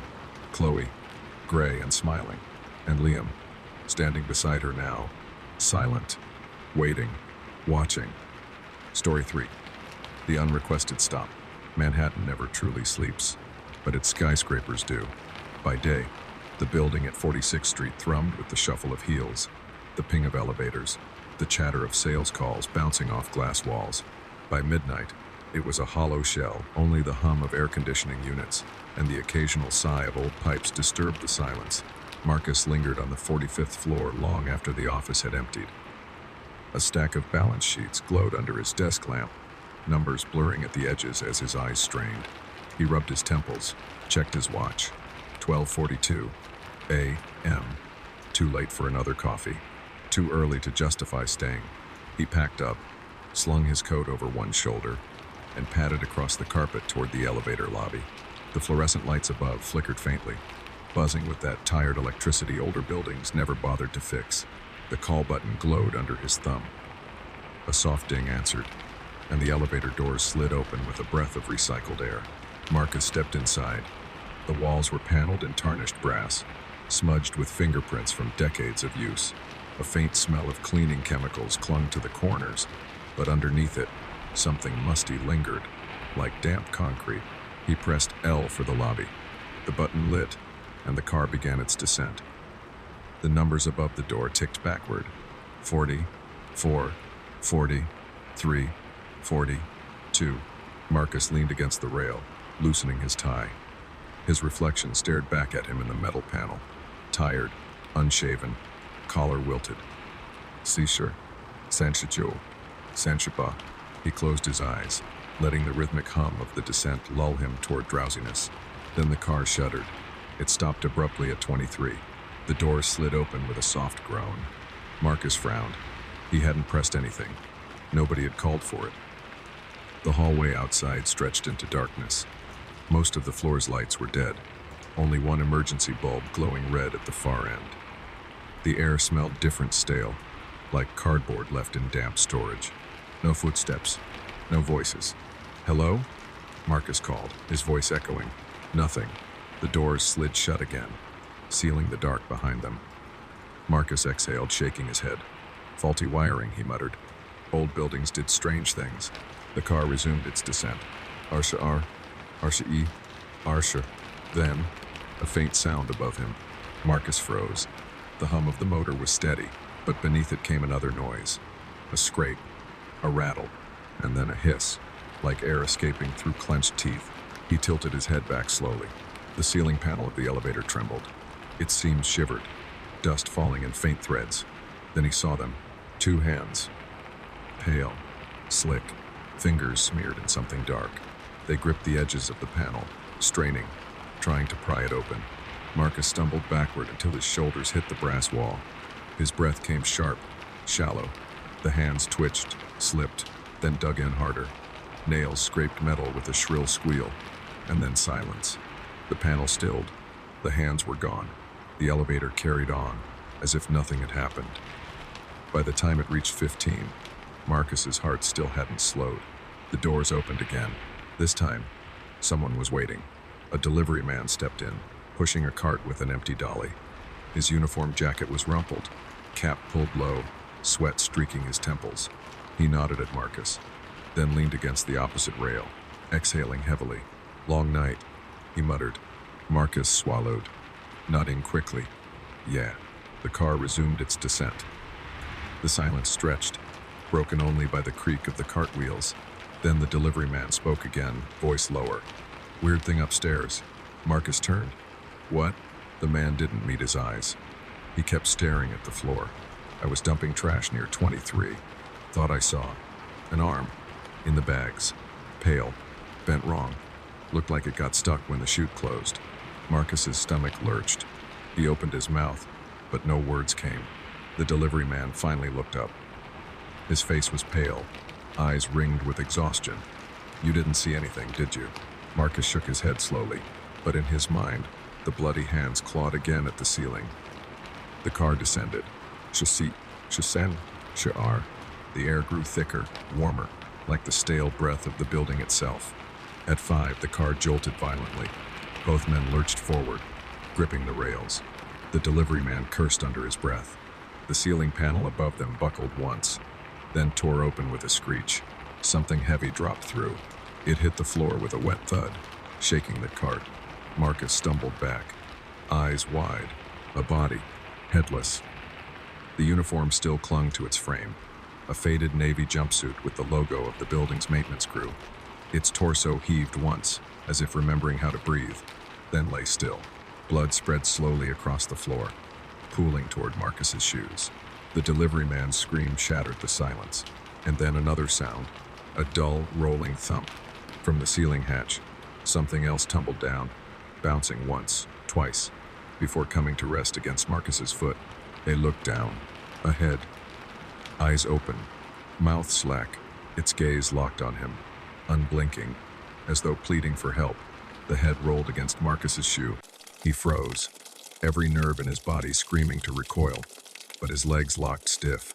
The skin was pale, mottled with a sickly bluish tint, the mouth sagging open in a permanent gasp. Its eyes were fixed on him, unblinking, glassy, and yet somehow alive with intent. The delivery man staggered back against the paneling, one hand gripping the railing, the other fumbling for the emergency stop. His breath came in ragged bursts. Oh God, oh God, oh God. Marcus forced himself to move. He kicked his foot gently, trying to push the head away, but the head didn't tumble like dead weight. It shifted deliberately, rolling just enough to press closer to his shoe again, as though it chose where to rest. The elevator lights flickered. For a heartbeat, the car plunged into darkness. In that black silence, Marcus swore he felt the body twitch the heavy maintenance uniform brushing against his ankle. The light sputtered back, pale and sickly. The head was no longer at his foot. It was in the center of the floor now, upright, chin angled down, eyes still locked on him. The delivery man gagged, pressing a fist to his mouth. It moved. I didn't, Jesus Christ. It moved. Marcus backed into the corner, chest heaving. He pressed the door open button frantically, but the elevator didn't respond. The doors remained shut, as if sealed from outside. The body lay crumpled beside the cart, headless, one arm bent grotesquely under its weight. The jumpsuit was torn at the shoulder seam, fabric darkened with something wet. Every so often, Marcus thought he saw the chest rise, like a muscle twitching beneath the cloth. He dragged his gaze back to the head. The lips twitched, barely, but enough. The jaw shifted, teeth clicking softly like someone testing the fit of their mouth. Marcus's throat constricted. The delivery man shook his head violently, whispering to himself, No, no, not real, not happening. His eyes darted upward to the ceiling hatch, still yawning open. Shadows pooled around it, thick and heavy, as though something else lingered just beyond the edges. The elevator lurched suddenly. The cart rattled, bottles clinking inside the delivery man's bag. Both men braced themselves, palms flat against the walls. The floor indicator above the doors blinked. 5, 4, 3. But the car wasn't moving. The numbers ticked down anyway, as though mocking them, displaying a descent that never happened. The delivery man jabbed the emergency call button. Static crackled from the speaker. Then a voice, distorted, garbled, too slow, like a tape dragging. Help is coming. Marcus swallowed hard. Hello, hello, we're stuck. The voice continued, overlapping itself. Words warping. Don't open door. The line went dead. The lights flickered again, longer this time. Darkness swallowed the car for 3 full seconds. In that dark, Marcus heard it. A wet scrape, flesh against metal, something dragging itself closer across the floor. The light sputtered back. The head was inches from his shoes again. Its lips were moving. No sound at first, only the slow grind of teeth against each other. Then, faintly, a whisper forced its way out, dry and broken. Help me. Marcus's stomach turned to ice. The delivery man shouted hoarsely, his voice cracking. It's talking. It's talking. Marcus's instinct screamed to stomp it, crush it, end whatever nightmare twitched at his feet. But the eyes, those terrible, pleading eyes, paralyzed him. They didn't look hateful. They didn't look monstrous. They looked desperate. The whisper came again, louder now, pushing through torn lips. Put back. Marcus staggered, nearly tripping over the crumpled body. His mind reeled. Did it mean the head? Did it want to be rejoined? The delivery man snapped. Don't listen to it. It's a trick. His voice cracked with terror, but his hand gripped the railing white-knuckled, too afraid to move closer. The head twitched once more. Cold. The elevator jolted violently, slamming both men into the walls. The body twitched on the floor, one leg kicking once stiffly like a reflex. Then the doors slid open. Not to the lobby, not even to a floor that Marcus recognized. A hallway stretched before them, long and narrow, lined with peeling paint and bare bulbs swinging from wires. No carpeting, no signage, no sound of life. Just stale, motionless air.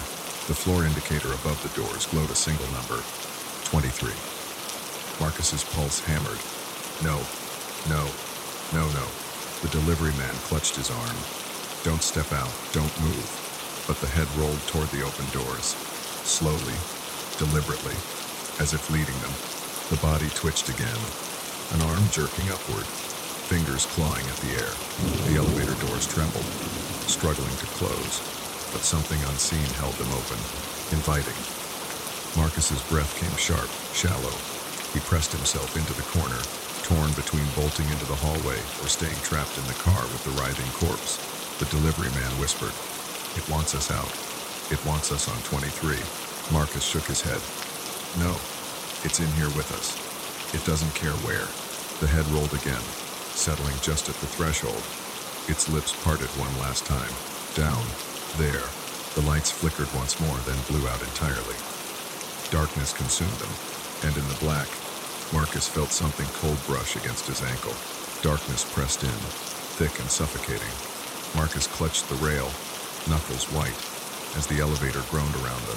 Somewhere on the floor, the body twitched violently, fabric rasping against metal. A wet scrape echoed bone or flesh dragging across tile. Then came the rolling sound. Slow, heavy. The head. It bumped once against Marcus's boot, then again, as if insisting on being noticed. The delivery man cursed under his breath. "It's moving. It's trying to." A sickening thud cut him off. The body jerked upright, torso slamming against the wall, arms flailing stiffly. Its legs scrabbled across the floor like an insect flipped on its back, dragging itself toward the head. Marcus's breath snagged in his throat. He could barely see. The only illumination was the faint red blink of the emergency light above the door, but it was enough to make out the outline of the head rolling, inching closer to its body, as though magnetized. The elevator shuddered. The floor indicator above the doors flickered 23, 23, 23, repeating like a broken record. The delivery man lunged for the control panel, slamming buttons.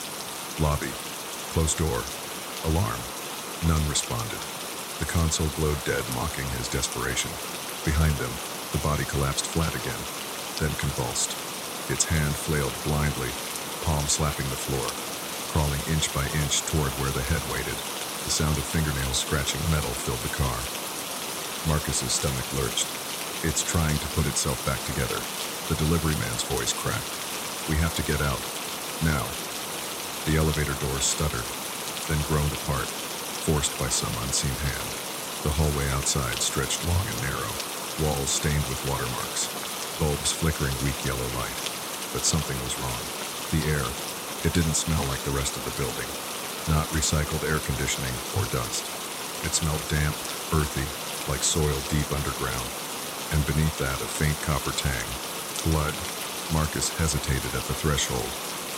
Behind him, the body's fingers clawed harder, dragging itself toward its head. The head twitched, jaw clicking open and shut like a fish gasping for air. The delivery man grabbed Marcus's sleeve. "Move." They stumbled into the hallway. The doors tried to close behind them, but jammed halfway, quivering, unable to seal shut. The hallway stretched endlessly. No exit signs, no stairwell doors. Only peeling paint and light bulbs swaying slightly as though stirred by a breath. Marcus turned left. The corridor seemed to shrink as he moved. Walls narrowing, shadows thickening. The bulbs buzzed, their light jaundiced and weak. The delivery man muttered, This isn't the building. This isn't the same floor." Marcus swallowed. He wanted to argue, but the truth gnawed at him. They had stepped into something else. Something that wore the shape of a hallway, but not the reality of it. A sound followed them. From behind, the thud of heavy weight dragging across tile. They turned. The elevator doors were still open, frozen mid-close. Through the gap, the body was half upright now, one arm hooked on the rail, head clenched awkwardly in its other hand. Blood dripped in slow threads across the floor, and it was climbing out. Marcus and the delivery man ran. Their footsteps echoed unnaturally, bouncing too long, as if the hallway itself stretched their sound. They passed door after door, each one identical. Metal frames with no handles, no markings. Locked. Silent. "Where's the stairwell?" Marcus panted. There has to be a stairwell. But the hallway bent again, narrowing further, light bulbs swinging harder. The shadows at the edges rippled like liquid. Behind them, the thud of pursuit grew louder. The body staggered forward, dragging itself with jerky determination. The head was cradled against its chest, its eyes wide open, staring directly at Marcus. They turned another corner and stopped. The hallway ended in a wall. Not a door, not an intersection, just a dead end. The delivery man slammed his fists against it, panic rising. No, this isn't right. There should be. There has to be. The plaster crumbled under his blows, dust sifting down. Behind the thin veneer, Marcus thought he saw something darker. Not concrete, not insulation, just black, like the void inside the ceiling hatch. The sound of dragging footsteps grew nearer. Marcus spun, chest heaving. The body was close now, its gait uneven but unstoppable. It cradled the head against its shoulder like a grotesque infant, one arm hanging uselessly at its side. The delivery man pressed himself against the wall, sobbing quietly. "We're trapped." Marcus's mind reeled. His eyes darted across the corridor, nothing but walls, flickering bulbs, dust, no escape. The body paused a few yards away. Its grip shifted. Slowly, carefully, it lifted the head and pressed it against the torn neck stump. The sound was wet, grinding, cartilage meeting bone, tendons straining. The head twitched, rotated, then snapped into place with a grotesque click. The eyes blinked. Once, twice. Then the mouth opened. "Help me." The words rasped raw, but the voice was clear. Human. Marcus staggered back, bile rising in his throat. The delivery man's sobs broke into laughter, hysterical, high-pitched. "It's alive. Oh God, it's alive." The rejoined figure straightened, its limbs trembling, as though learning again how to inhabit a body. The jumpsuit hung loose, soaked through with dark stains. Its eyes stayed fixed on Marcus, pleading, but its feet began to move. Toward them, the hallway lights flickered violently. Some bulbs burst, showering glass. The air grew heavy, pressing down like water. Marcus grabbed the delivery man's arm. "Move. We have to run." "Where?" the man cried, clawing at the blank wall. "There's nowhere." Marcus's gaze locked on the crumbling plaster. The dark behind it beckoned. Wrong. Terrifying. But maybe their only chance. He rammed his shoulder against the wall. The plaster cracked further, chunks collapsing. Dust billowed. The darkness gaped wider. It wasn't an empty cavity. It was a passage, narrow, breathing, and it wanted them inside. Behind them, the thing's footsteps quickened. Each step squelched wetly, the body adjusting to its new balance. Its voice rasped again, louder, more insistent. "Help me. Help me." Marcus forced himself through the hole in the wall, dust coating his hair and skin. The delivery man hesitated, shrieking, but when the sound of wet steps drew closer, he dove after Marcus, vanishing into the dark. The passage closed around them, tight, stifling. The air smelled of earth and mold. Behind them, Marcus heard the rejoined figure reach the wall. He didn't hear it stop. He heard it follow. The passage closed behind them like a throat swallowing. Marcus dropped to his knees, coughing through plaster dust, his palms pressed to damp earth. The air was heavy, clammy, tasting of iron. He tried to breathe shallow, but each inhale scraped his throat raw. The delivery man scrambled beside him, flashlight from his phone trembling in his grip. Its weak beam barely cut through the black. The walls pressed close, raw earth and exposed brick, wet with condensation. "Where the hell are we?" the delivery man whispered, voice breaking. Marcus didn't answer. His ears rang, not from noise but from vibration. The walls hummed faintly, as if the entire building above them shifted and groaned. And then came the sound. Footsteps, behind them, Wet, dragging, deliberate. The delivery man swung the light toward the hole they'd crawled through. Dust still sifted from the jagged plaster, and in that dust, a shape leaned through. The figure, rejoined, head and body whole. Its eyes gleamed faintly in the glow, wide and unblinking. Its jaw sagged, teeth streaked with blood. "Help me," it rasped. Marcus pulled the delivery man deeper into the tunnel. The walls seemed to close tighter with every step. They ran hunched, shoulders scraping wet brick, their breaths loud in the suffocating dark. The tunnel bent at odd angles, narrowing until Marcus thought it would crush them flat. Behind, the thing followed. Its gait was uneven, but strong. Each step slapped wetly, as though its feet dragged through blood. The phone's light flickered, catching glimpses of shapes carved into the walls, scratches, gouges, symbols etched by nails or knives. Lines intersecting in spirals, crude faces with empty circles for eyes. The delivery man stumbled. "Did you see that?" His beam caught a crude stick figure etched into the brick, upside down, arms dangling. Marcus yanked him forward. "Don't look. Just move." But his own eyes lingered too long, and the longer he looked, the more it felt like the stick figure twitched, shifting in the corner of his vision. The tunnel pitched suddenly downward, tilting into a steep incline. They half ran, half slid, palms scraping against slick earth. The walls groaned louder now, shaking as though the building above them was tearing apart. A deep rumble shuddered through the floor. The delivery man gasped. "That's the elevator. It's still moving." Marcus shook his head. "No, it's deeper than that." Another rumble followed. This one closer, louder. The ground heaved. Dirt sifted down in choking clouds. They stumbled into a wider chamber. The ceiling arched high above, vanishing into dark. The floor was littered with debris, broken glass, rusted metal, scraps of fabric moldering in damp piles. The phone's light quivered across the floor. Shoes, dozens of them, scuffed, torn, mismatched. Men's shoes, women's heels, children's sneakers, all abandoned. Marcus's stomach turned. The delivery man gagged, voice trembling. "Where the hell are we?" Before Marcus could answer, a violent tremor rattled the chamber. The ceiling cracked, dust raining down. Far above, a muffled bell echoed. Ding, elevator chimes, but wrong. Stretched, slowed, warped like a funeral toll. Marcus looked up, horror twisting his gut. There, faintly visible in the dark overhead, were elevator doors, not the ones they'd entered. These were rusted, bent, suspended in the void with no shaft to hold them. The bell chimed again. The doors began to slide open. From the dark doorway above, cables unspooled. They dangled down like veins, swaying gently, dripping with condensation. Marcus's breath came shallow. He pulled the delivery man back, deeper into the chamber. But the cables weren't alone. Something descended with them. A mass, shapeless at first, then clearer.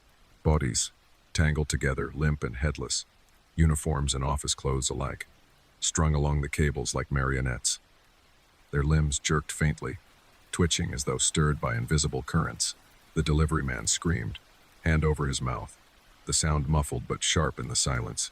The bodies swayed closer, their faces slack, their mouths opening in unison. "Help me." The chamber shook violently. The walls pulsed, expanding, contracting, as though breathing. Marcus fell to his knees, palms sinking into wet earth. He could feel it now. This place wasn't a hallway, wasn't a basement, wasn't part of the building at all. It was something else, something underneath. The floor indicator in his mind blinked. 23. Always 23. The delivery man sobbed, clutching Marcus's sleeve. "This floor isn't real.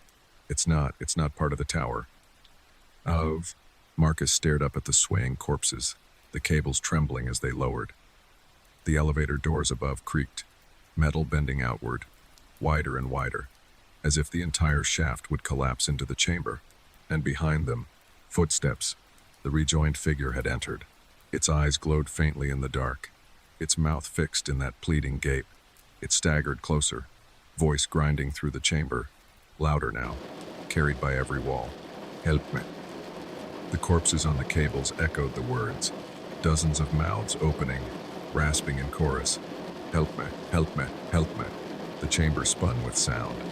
Marcus clutched his ears, but the plea still poured through his skull. The delivery man dropped to his knees, rocking forward, whispering back, "I'll help. I'll help. Just stop." Marcus grabbed him, shaking hard. "Don't answer it." But the words drowned under the chorus. The rejoined figure stepped closer. Its hands trembled, reaching. Its head sagged on its neck, half detached, blood seeping sluggishly down its chest. Yet its eyes burned with desperate focus fixed on Marcus. The ground shuddered again. The whole chamber lurched sideways, throwing them against the wall. The shoes scattered across the floor clattered, tumbling into the dark. Above, the elevator doors yawned wider, splitting metal shrieking through the chamber. Marcus's mind broke through the terror in a flash of clarity. The floor wasn't real. The elevator wasn't real. It was a trap, a place that caught the ones who stayed too late, rode too far down, and once caught, they were swallowed. The delivery man's voice cracked beside him, frantic. "We can't escape. We can't get out." Marcus forced himself upright, legs trembling. If this isn't part of the building, then maybe there's no way out. But maybe, the rejoined figure cut him off, surging forward. Its hand shot out, fingers slick, nails jagged. Marcus shoved the delivery man aside, stumbling backward into the chamber's shadows. The corpses swayed above. The cables groaned. The chorus roared, "Help me." The chamber trembled so violently the walls split, cracks racing upward, spitting dust and stone. Marcus pressed himself against the rubble, lungs searing. As the world around him seemed to tilt, he realized then floor 23 wasn't a floor. It was a wound, a hollow cut into the building, into the world, a place where the lost gathered, waiting to be noticed, and the elevator had delivered him to it. The rejoined figure reached again, closer this time, its eyes blazing with urgency. Marcus whispered hoarsely, "What do you want from me?" The voice exploded, multiplied, every corpse answering at once. "You." The chamber quaked as though the whole skyscraper above was collapsing into it. Dust cascaded from cracks in the ceiling, choking the air, and the chorus of voices grew deafening. "Help me, help me, help me." Marcus staggered against the wall, vision blurring. The delivery man lay curled near the pile of abandoned shoes, clutching his ears, screaming without sound. Through the haze, Marcus saw the elevator doors above the impossible set suspended in the dark void begin to grind shut again. Their warped metal shrieked like something alive. For a fleeting instant, he felt hope. Maybe if the doors close, it'll all vanish. Maybe it'll be over. But the figure the rejoined corpse was nearly upon him. Its head lolled on its broken neck, eyes burning with a strange light, arms reaching. Its lips moved slowly, dragging the words into Marcus's mind. "You are me." The floor split beneath his feet. Marcus pitched forward, sprawling against the dirt as the ground gave way. He scrambled, clawing for purchase, but the earth itself seemed to writhe, pushing him toward the center of the chamber, where the darkness was deepest. From that void, the elevator car descended, not with the neat hum of machinery, but with a groan like a coffin lid forced open. Its cables stretched impossibly long, swaying, dripping condensation. The car itself was battered, its brass panels tarnished black, its doors dented and buckled, yet the digital display above glowed steady. "Lobby." Marcus's chest heaved. The car slammed to the chamber floor with a shudder that knocked the corpses from the cables above.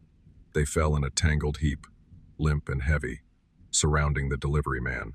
He wailed, thrashing as the bodies smothered him, their mouths still whispering, "Help me," into his ears. Marcus didn't think. He ran. The elevator doors wheezed open. Inside, the car looked almost normal. Brass walls, a cracked mirror panel, flickering fluorescent light. The familiar door close button glowed faintly, beckoning like salvation. Marcus stumbled inside, heart hammering. His reflection in the cracked mirror looked feral, wild-eyed, streaked with dust and blood. Behind him, the rejoined figure lurched forward. Its steps were slow, but inexorable, dragging its mangled body toward the doors. Marcus slammed the close button again and again. "Come on, come on." The doors crept inward, juddering. The figure raised its arm, hand slick with blood, and reached. For one impossible second, Marcus thought the hand would wedge between the doors, pry them open. But the metal slammed shut. Darkness swallowed the chamber. The car jerked violently upward, Marcus collapsed against the wall, gasping, his body trembling with every shudder of the ascent. The lights flickered, buzzing like angry flies. The display above ticked slowly. Bet, G, it, to. Each number brought a surge of relief. He was leaving it behind, leaving 23 behind. He closed his eyes, whispering to himself, "Lobby, just the lobby. Get me out." The car rattled, cables groaning, as if the building resisted. Sir, Sewu, Arthur. The number slowed. Marcus's eyes snapped open. Arthur. The car groaned, straining, as if caught between worlds. Then it stopped. The display blinked once. Arthur-san.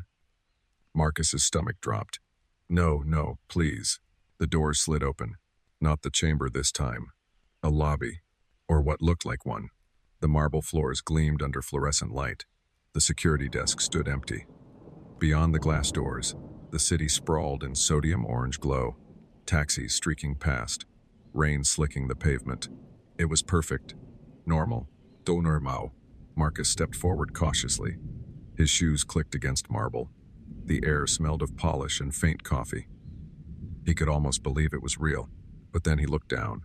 The marble was cracked, fine hairlines spreading outward like spiderwebs, and through those cracks, faintly, the same black void he'd seen in the chamber yawned. The delivery man's scream echoed faintly from behind. Marcus spun, heart pounding, but the car was empty. He was alone. The lobby stretched in silence. His reflection in the glass doors stared back at him, pale and shaking. For a heartbeat, relief washed over him until the reflection smiled. He hadn't. Marcus stumbled back, pulse roaring in his ears. The glass doors slid open automatically with a hiss, inviting him into the city beyond. His reflection didn't follow. It stayed inside, watching, waiting. He stepped into the night. The rain was real enough, cold against his face. The taxis honked. Neon flickered, the city alive. People bustled by, umbrellas raised, none of them sparing him a second glance. He almost wept, but when he turned back, the building behind him loomed taller than he remembered. Its windows glared dark, lifeless, and on the 23rd floor, a single light flickered faintly. Marcus froze. He knew without knowing how that the floor didn't exist. Not on any blueprint, not in any inspection. And yet it waited, watching. The light blinked twice, then went dark. Marcus never returned to that building. He found excuses, other jobs, other cities. But at night, he dreamt of elevators dinging softly, doors sliding open to hallways that stretched into nowhere. And always, the floor indicator froze on 23. Sometimes he woke to the sound of scraping above his ceiling, as though two bloody hands clawed at a hatch that wasn't there. Sometimes, when he caught his reflection in a late-night window, he saw himself smiling back just a fraction too late. And sometimes, when he passed an office tower after dark, he couldn't help but glance up. More than once, he swore he saw a faint light flickering where no floor should be. Story 4. The Custodian's Keyhole.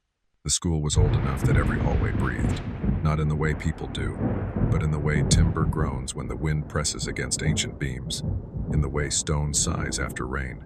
Isla had grown used to it. 3 years at the boarding school in the Scottish Highlands had taught her the rhythm of its noises. The hollow thump of pipes, the restless creak of stairwells, the shuffle of branches against glass. But there was one sound she couldn't explain, a sound that came from behind a locked door, the old library office. Her friends swore it was empty. The door had been sealed long before their time, the brass lock tarnished, the wood scarred with age. Teachers said it was a storage closet now. But at night, when the corridors went silent, Isla sometimes paused outside the heavy oak door and pressed her ear to the cold panel. And there it was, a low, muffled moan, a sound like someone trying not to scream. She tried to laugh it off. Boarders told stories to pass time, phantom nuns in the attic, drowned boys in the swimming pool, a piano that played itself. But this was different. She hadn't heard about it from anyone else. She had found it, and once you knew the sound, you couldn't unknow it. One damp afternoon, Isla stayed late in the library to finish her essay. The place emptied quickly, students rushing to dinner, lamps dimming one by one. She gathered her books, about to leave, when something glinted from the corner of her eye. A key. It lay in the crack between the radiator and the skirting board, old and heavy, with a bow carved from worn brass. Its teeth were jagged, rust black. She turned it over in her palm, heart quickening. Could it belong to the office? That night, long after curfew, Isla crept through the corridor with the key cold in her hand. The floorboards under the Persian runner moaned at every step, threatening to betray her. The dormitory windows rattled faintly with the moorland wind. When she reached the library landing, she stopped. The office door loomed at the end of the hallway, its brass keyhole like a dark eye staring back. Her fingers trembled as she crouched. She bent, one eye level with the keyhole, darkness, but not the deep black she expected. Instead, the view beyond was hazy, washed in a faint yellow-brown fog, like looking through smoke-stained glass. She squinted, straining to make sense of shapes. Shelves, shadows, her breath quickened. She slipped the key into the lock. It turned halfway, then stuck fast. The door would not open. Frustration burned through her fear. She jiggled the key, pushed harder, even leaned her shoulder into the wood. The door stayed firm. From behind it, faint and low, came that sound again. A moan, drawn out, painful, as though someone had been waiting decades for her to arrive. She jerked back, heart pounding. The sound ceased. The corridor around her was silent again, dust motes drifting in the moonlight. The next day, Isla couldn't keep her curiosity in check. She cornered the custodian, Graham, near the dining hall. He was a quiet man in his 70s, heavy boots always echoing before you saw him. His face was carved deep with lines, his hair a gray that had long surrendered its battle. She asked lightly, as though it were nothing, "That locked office off the library, what's in there?" Graham's jaw tightened. He kept walking. "Is it just storage?" She pressed. "I heard there was a fire." He stopped so suddenly she nearly walked into him. When he turned, his expression made her throat tighten. "That room," he said slowly, voice gravel, edged, "is not for you." Her pulse fluttered. Graham adjusted the ring of keys at his belt. "Best forget it. Nothing good behind that door." And with that, he walked away, leaving her with more questions than before. But Isla could not forget. That night, sleep evaded her. The moan she'd heard replayed in her mind, growing louder with each memory. The key under her pillow seemed to radiate heat. Near midnight, she slipped from bed. The corridors were darker than before. Lamps turned low, the walls smelling faintly of soot. She crept again to the library landing, heart hammering. The office door loomed, lock glinting. She bent to the keyhole. This time what she saw was not yellow-brown haze. It was red, a furious, living red that burned against her eye, pulsing as though alive. She gasped, stumbling back, but the sound followed her, crackling, the roar of fire, and beneath it, unmistakable screams. Men, women, children, all writhing in agony beyond that narrow keyhole. Their cries pierced the oak door, searing into Isla's ears until her knees buckled. She slammed her fists against the wood. "Stop it, please." The sound rose higher, flames roaring, voices shrieking. The brass knob burned hot against her palm, and then the latch clicked. The door creaked inward, opening by itself. She staggered back, choking, but the room beyond was empty. Dust lay thick across warped floorboards. Cobwebs clung to broken shelves. No flames, no bodies, just a hollow chamber abandoned to silence. Isla clutched her chest, breath ragged. Slowly, cautiously, she turned back to the door. The keyhole was gone. Sealed, in its place, a lump of cooling wax glistened red, as though someone had poured molten candle seal into the brass to blind the eye forever. Her stomach dropped. And then she heard it, a voice, low and brittle, dry as ash, behind her shoulder. "Don't look. Please, don't look." The red wax glistened like blood in the moonlight. Isla stood frozen in the hallway, the echo of that brittle whisper curling through her chest. She had the urge to spin around, to face whoever had spoken, but her body refused. Only when the corridor's silence thickened again did she dare to move. Slowly, she turned. No one. The hallway stretched empty, the lamps flickering faintly, the shadows deepening near the stairwell, but her ears refused to accept it. She still felt the whisper vibrating in them, faint as smoke. "Don't look." Her hands shook as she slipped the key back into her pocket. Her breath shuddered. She fled the corridor without daring to look back again. The next morning, everything looked ordinary. Girls chattered in the breakfast hall, teachers discussed exams, and sunlight spilled harmlessly through tall windows. But Isla couldn't shake the night. Her spoon clattered in her porridge bowl. She looked up. Graham stood at the far end of the hall, speaking quietly with a matron. His face was half in shadow. His eyes, when they lifted briefly to the students, seemed to skip past her. But Isla swore just for a moment that one eye was darker than the other, like a coal ember buried under ash. She blinked hard. It was gone. The day dragged. Isla tried to bury herself in lessons, but the key burned in her pocket. During Latin, she caught herself tracing its jagged teeth under the desk. During chapel, the wax-red keyhole filled her prayers. By evening, she'd convinced herself she needed answers. She found Graham polishing the brass rails on the main staircase. His hands were steady, his movements methodical. She hesitated, then blurted, "There's something wrong with that office." Graham froze. The cloth stilled against the rail. His shoulders stiffened. "You shouldn't go near it," he said without turning. "But I heard," Isla began. His voice cracked like a whip. "Don't look." The words struck her harder than she expected, cutting the air sharp. She took a step back. "What happened in there?" Graham turned at last. His lined face was calm, almost too calm, but his eyes, one was watery blue, the other glinted, faint red, in the lamplight. His mouth tightened. "You wouldn't understand. Just leave it be." Then he walked away, boots thudding, leaving Isla cold against the banister. That night, Isla dreamed of fire. She stood in the library office, walls glowing red, books igniting one by one. The keyhole burned bright like an eye, oozing molten wax. She heard voices screaming inside the blaze, hundreds of them, but above them all, Graham's cracked whisper threaded clear. "Don't look." She woke gasping, sheets damp with sweat. The clock on her desk read 3:17 a.m. The corridor outside was quiet, too quiet, and then she heard it.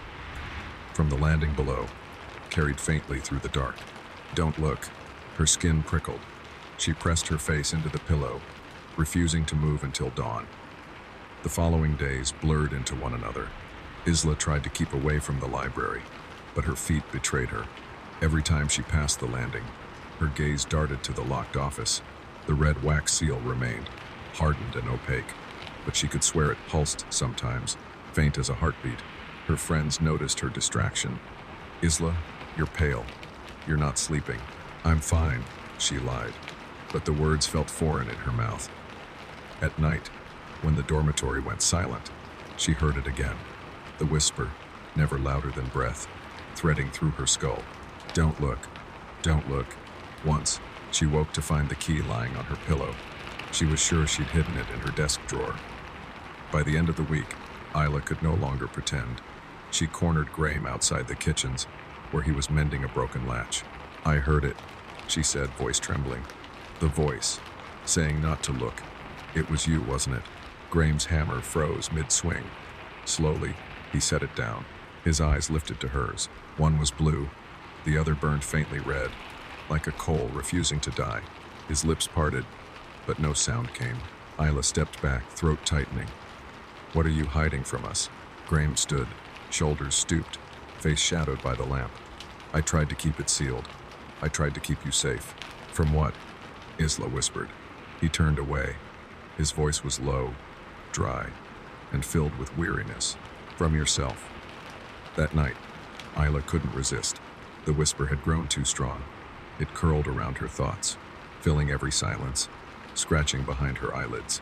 She rose from bed, clutching the key, and crept once more to the library landing. The door waited, ancient oak breathing faint drafts through its seams.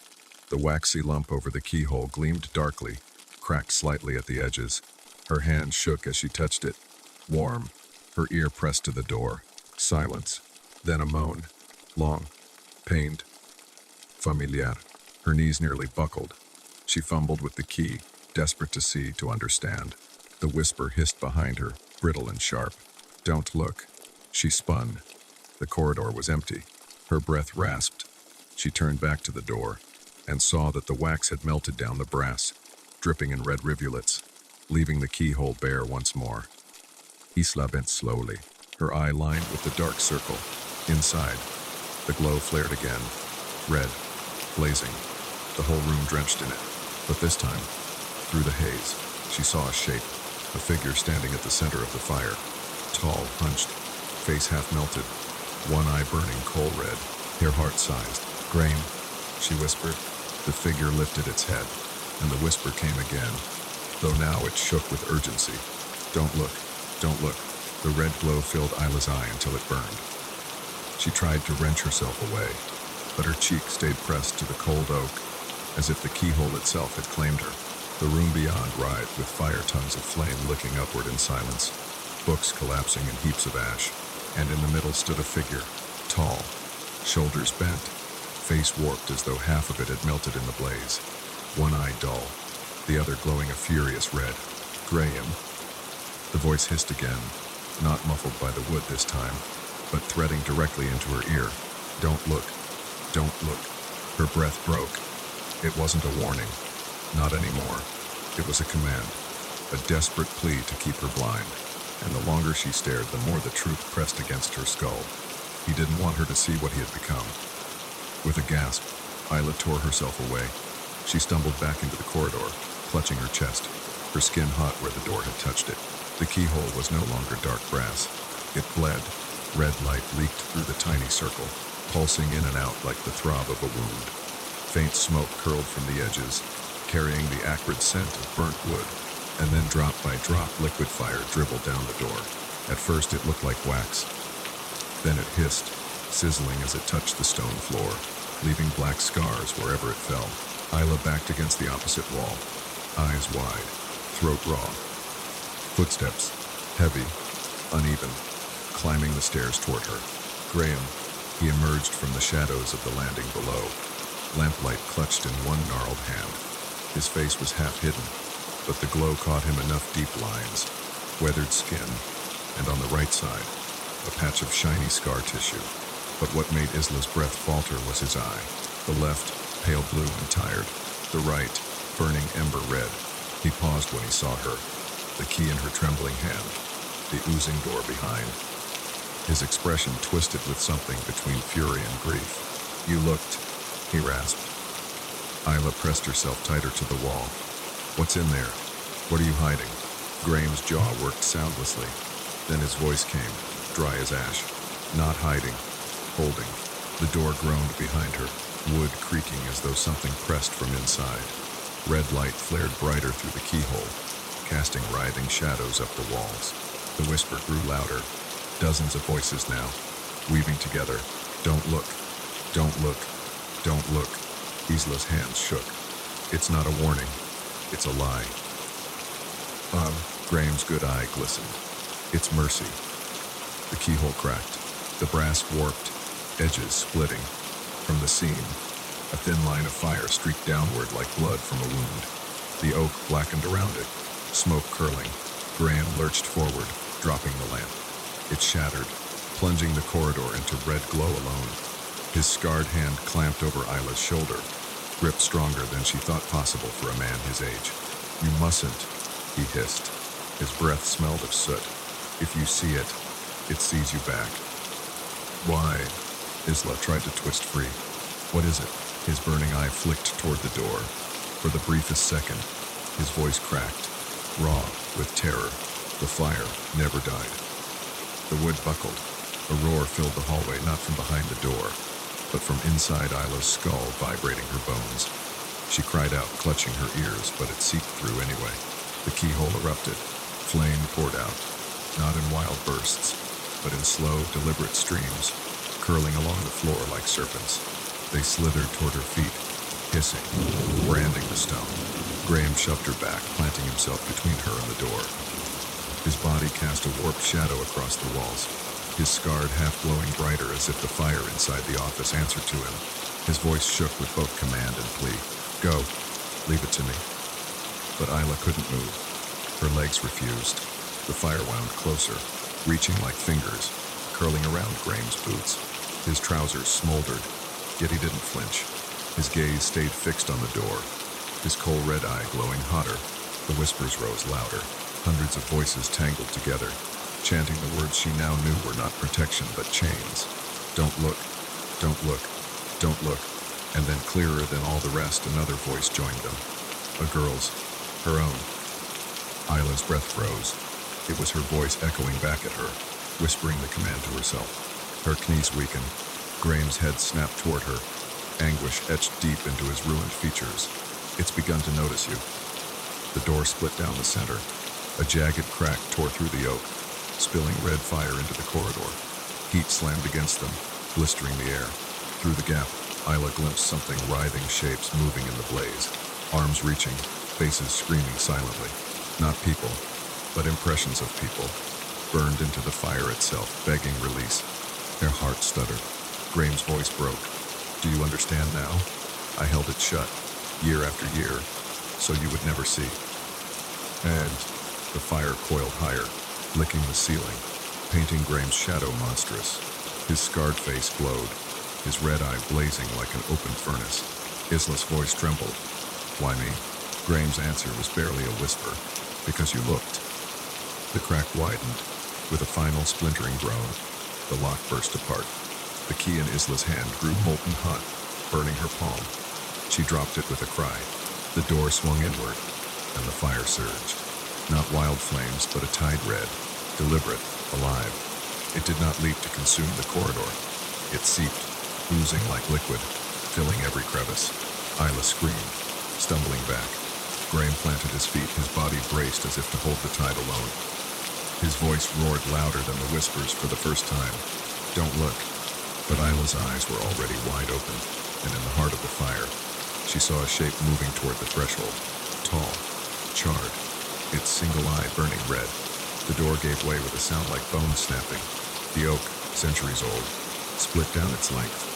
Charred cracks spidered outward, glowing red, and then suddenly the entire frame blew apart.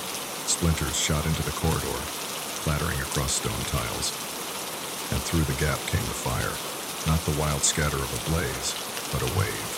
It poured like liquid light, thick and deliberate, flooding over the threshold in rolling sheets of crimson. Heat slammed Isla backwards, stealing her breath, blistering her skin with its closeness. Yet the corridor did not burn. The flames wound across the walls, curling along the ceiling, but nothing caught. They moved with intention, like veins of living blood searching for a heart. And Isla knew. It wasn't fire, not as she understood it. It was hunger. Graham stood rooted at the doorway. His boots sank into the glow, his silhouette sharp against the storm, his shoulders hunched, his head bowed. The flames coiled around him eagerly, licking his scarred cheek, threading into the lines of his withered hands.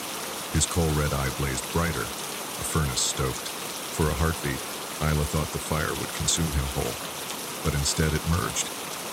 His body stretched, shadows unraveling into flame, his flesh twisting into patterns of smoke and ember. His scar tissue flaked away, replaced by charred ridges that pulsed faintly like veins.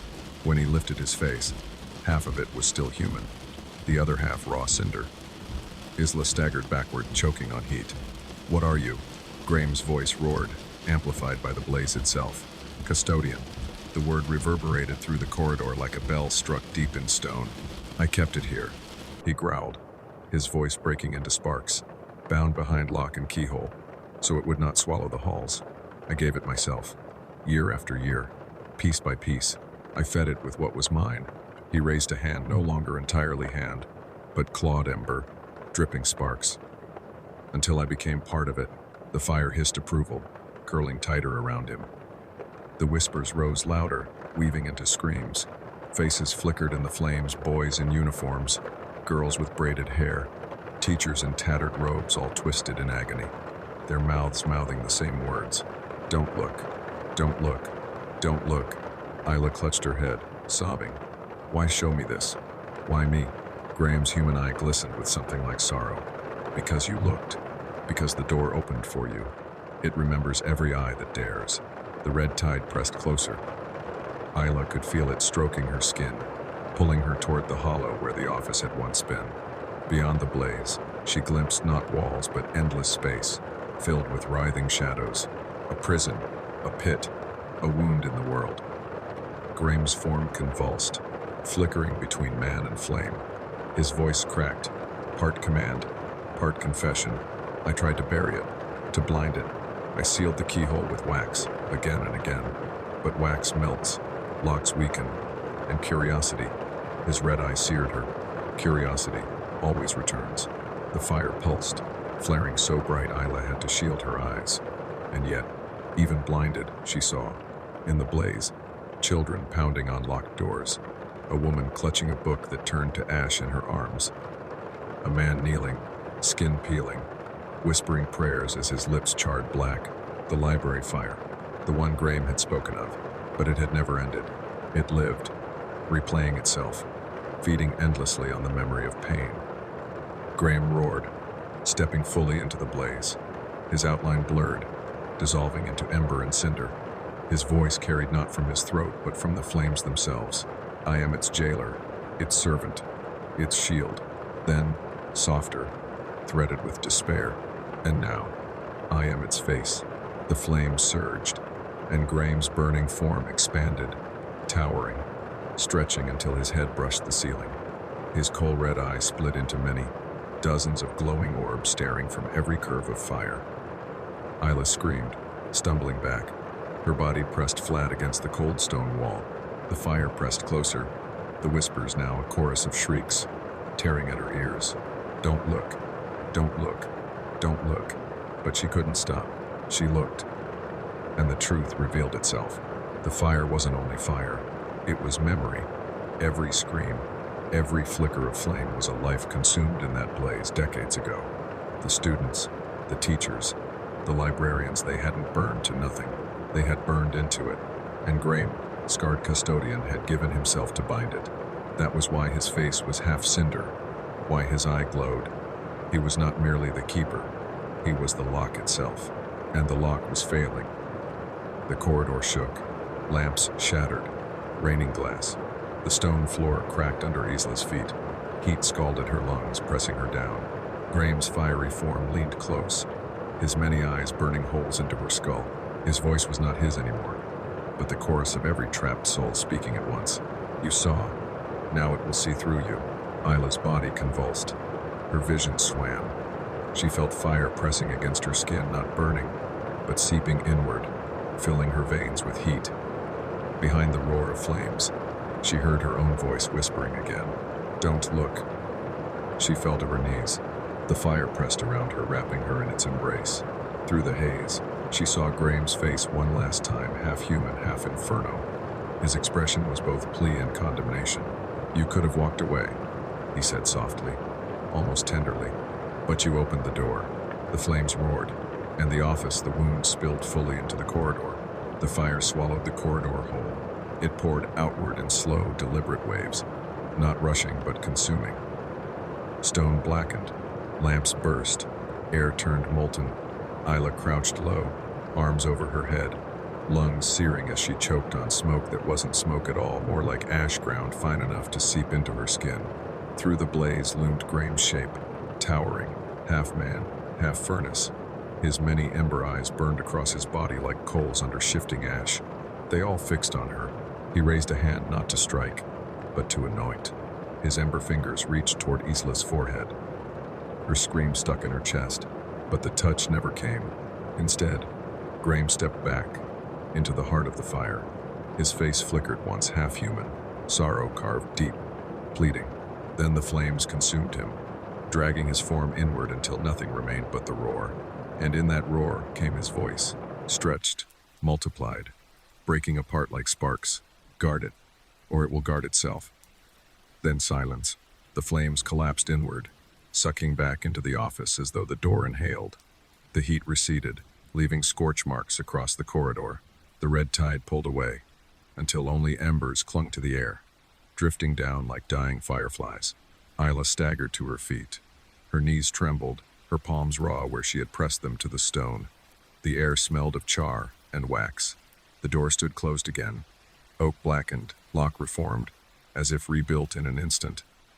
The wax over the keyhole gleamed fresh, molten red, still dripping faintly, but Isla knew what she had seen. The keyhole wasn't sealed. Not truly. It throbbed faintly, a red glow pulsing inside. like a living eye blinking behind the brass. She stumbled back down the stairwell, away from the landing, away from the waxy glow. Her legs carried her blindly through the empty halls until she collapsed in the dormitory, gasping. Sleep came only in shards. Every time her eyes closed, she saw Graham's ember face staring, his voice woven through her dreams. Guard it. When morning came, the school looked untouched. Students bustled to class. Teachers read aloud from dusty tomes, and no one noticed the faint scorch marks smudged across the library landing. No one except Isla. Days blurred. Isla kept to herself, avoiding the door, though her eyes always dragged back to it when she passed. The wax was still there, but it glistened too freshly, as if it never cooled. At night, she heard the whisper, not faint anymore, clear, insistent, always the same words curling around her pillow, pressing into her skull. Don't look. The voice was Graham's now, but deeper, burned hollow. She tried to ask the teachers about him. Where's the custodian? Where's Mr. Graham? They blinked, confused. Graham retired years ago, dear. Her throat dried. But he was here, last week. The teachers smiled politely, indulgent, as though she had spoken nonsense. That night, she dreamed of him standing in the office again, not alive, not dead, just burning, and she woke with soot under her fingernails. The truth settled over her slowly, like ash after flame. Graham had not been a man at all, not for years. He had been the lock, the body assigned to hold back the fire, to keep the memory bound, to warn the curious not to look. And now, with him gone, the fire had chosen another. Her. Isla began to notice small changes. Her right eye itched, dry and hot. Sometimes in the mirror, she swore the iris glowed faintly, a flicker of coal under the blue. Her hands smelled of smoke, no matter how often she scrubbed them. And when she walked the corridors late at night, the building itself seemed to shift timbers groaning, pipes sighing not with age, but with recognition. It knew her now. One evening she stood before the library office once more. The keyhole pulsed faintly, a red heartbeat in the dark brass. Her hand lifted, unbidden, tracing the outline. The whisper came again, gentle, almost tender. Don't look. Her own lips moved with it, echoing the words. She hadn't meant to. Her breath caught. She turned away, forcing herself down the stairwell. But the truth followed her. It would never leave. Weeks passed. Isla avoided the office, but it didn't matter. She saw the red glow in other places now reflected in window panes at dusk, blinking in candlelight during chapel, shimmering at the corner of her vision when she closed her eyes. And the voice followed. At first Graham's, then others. Children, teachers, strangers, all whispering the same refrain. Don't look. Don't look. It wasn't warning anymore. It was instruction, practice. One day she would have to say it to someone else. On a damp spring morning, Isla lingered in the corridor as the other students hurried past. She stood at the landing, staring at the office door. The wax over the keyhole was cracked again, just a hairline fissure, glowing faint red in the shadows. A younger girl paused beside her, curious. What's in there? Isla's throat tightened. The answer came before she could stop it, dry and instinctive, in a voice that wasn't wholly hers. Nothing you should see. The girl frowned, then laughed nervously and ran on.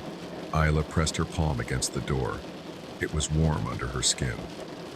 That night she lay awake, staring at the ceiling, waiting for the whisper. It came as always, but this time it was her own voice. Don't look. Don't look. Her eye burned. The room smelled faintly of smoke.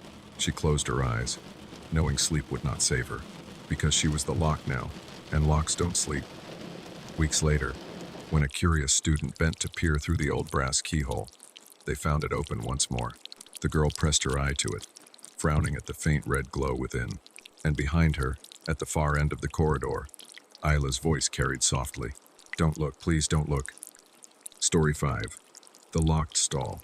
The Texas highway at night was a graveyard of lights. Headlamps swept past in pairs, then vanished into the desert dark. The air smelled faintly of oil and mesquite. Jesse had been driving for hours. His eyes burned from the endless stretch of asphalt. His legs ached from the cramped seat, and his bladder nagged loud enough to drown the radio's static. So when the green reflector sign for a rest stop blinked into view, He sighed with relief. He pulled into the lot, gravel crunching under his tires. The place was deserted, save for a single 18-wheeler parked on the far side. Its hazard lights ticked steadily, orange against the night. The rest stop building squatted low and square, fluorescent light humming over its concrete walkway. The men's restroom door hung slightly ajar.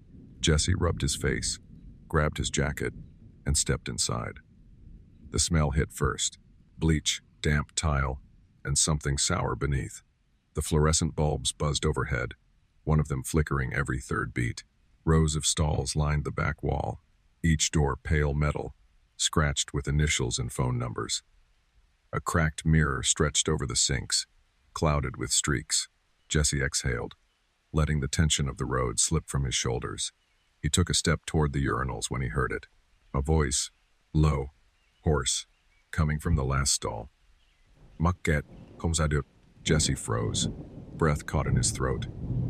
His first thought was some drunk trucker, the kind who passed out in a locked stall, woke up confused, and couldn't get the latch open. Hey, Jesse called, cautious. His voice echoed sharply in the tiled room. You need a hand? Silence. Then, again, rasping, strained. Komzaduk. Jesse's carpenter's instincts kicked in. He'd fixed enough warped doors and jammed locks to know the sound of panic when someone tugged at the wrong angle. He stepped closer, boots squeaking faintly on the wet tile.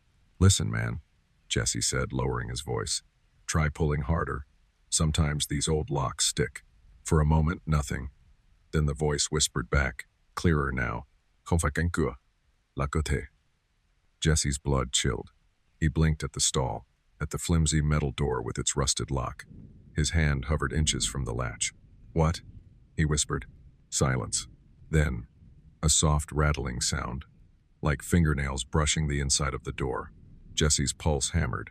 He grasped the latch, bracing for resistance, but when he tugged, it swung free with no effort at all. The door creaked open. The stall was empty. No bag, no boots under the divider, no shadow cast on the tile.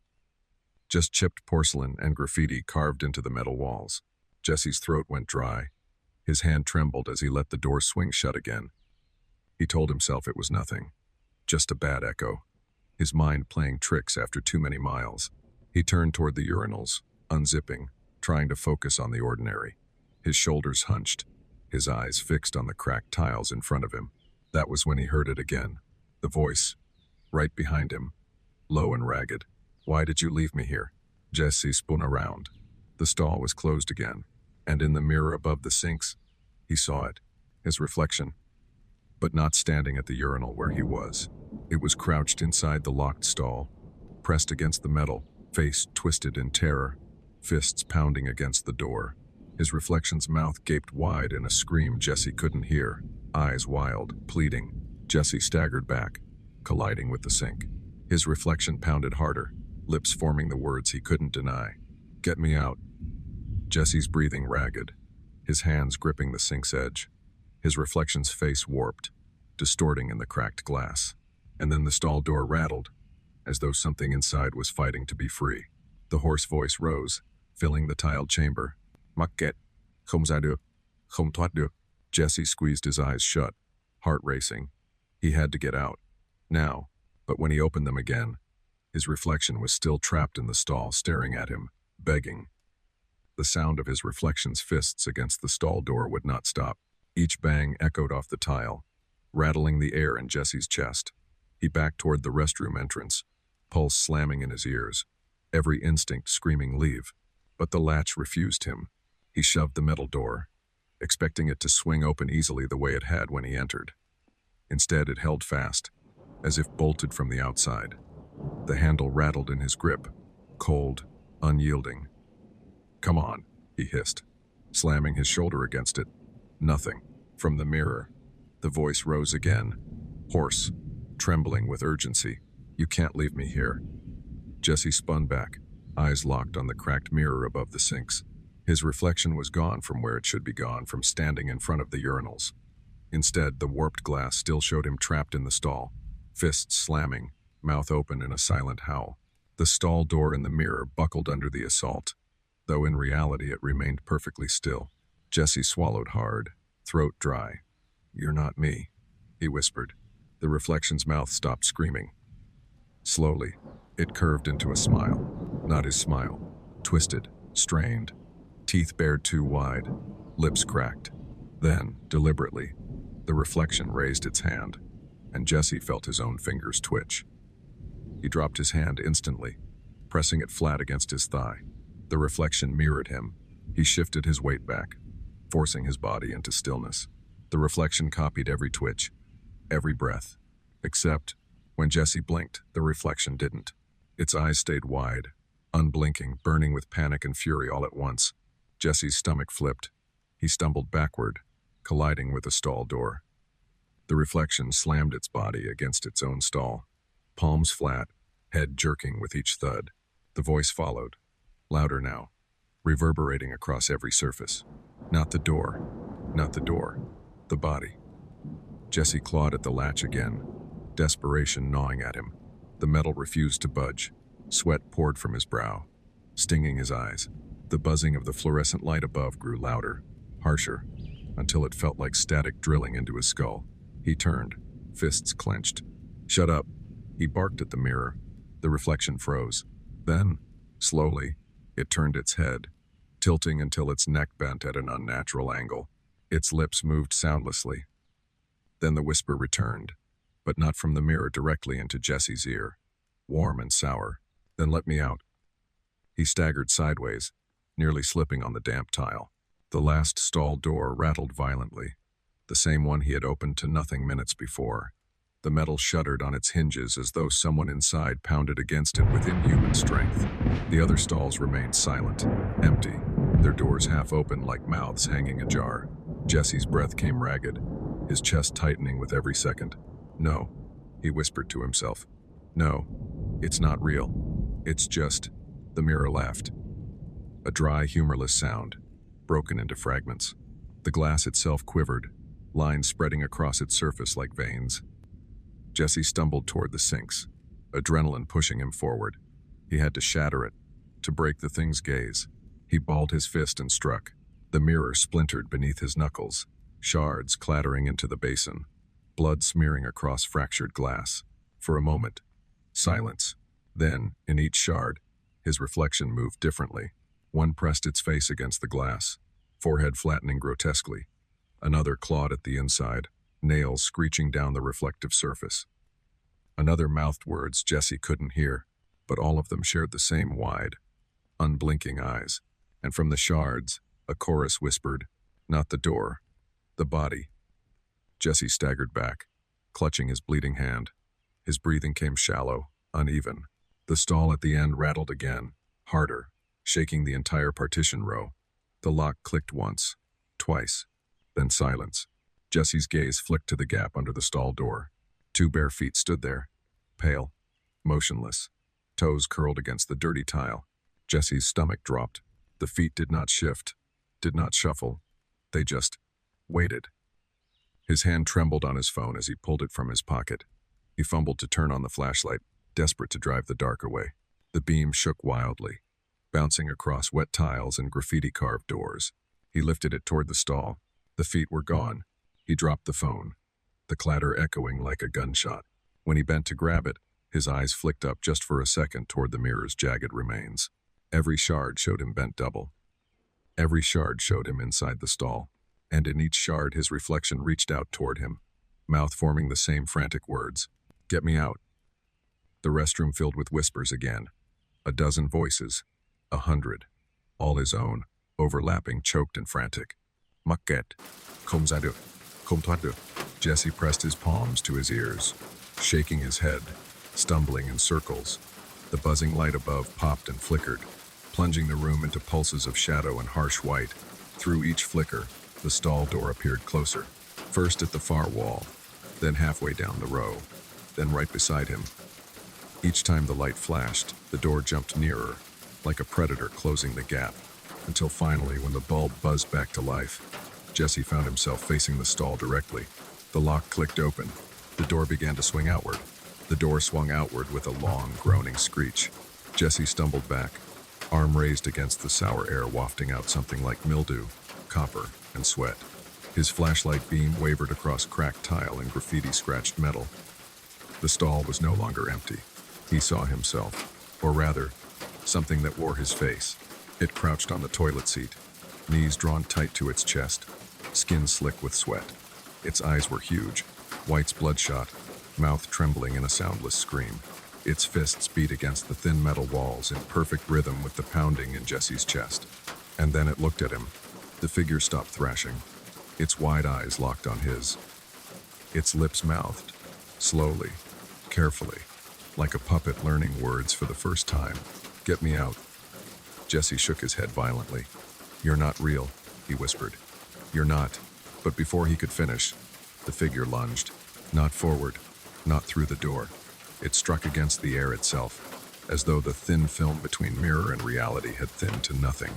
Its hands pressed against nothingness, palms flattening against invisible glass. And Jesse felt it, cold fingertips against his chest. He staggered back, gasping. "No!" His voice cracked in the echoing tile chamber. The figure pressed harder, its outline shimmering, half in the stall, half bleeding into the space where Jesse stood. The tiles warped faintly around its body, bending as if reality itself flexed under its weight. Jesse darted toward the main exit, slamming his shoulder against the metal door.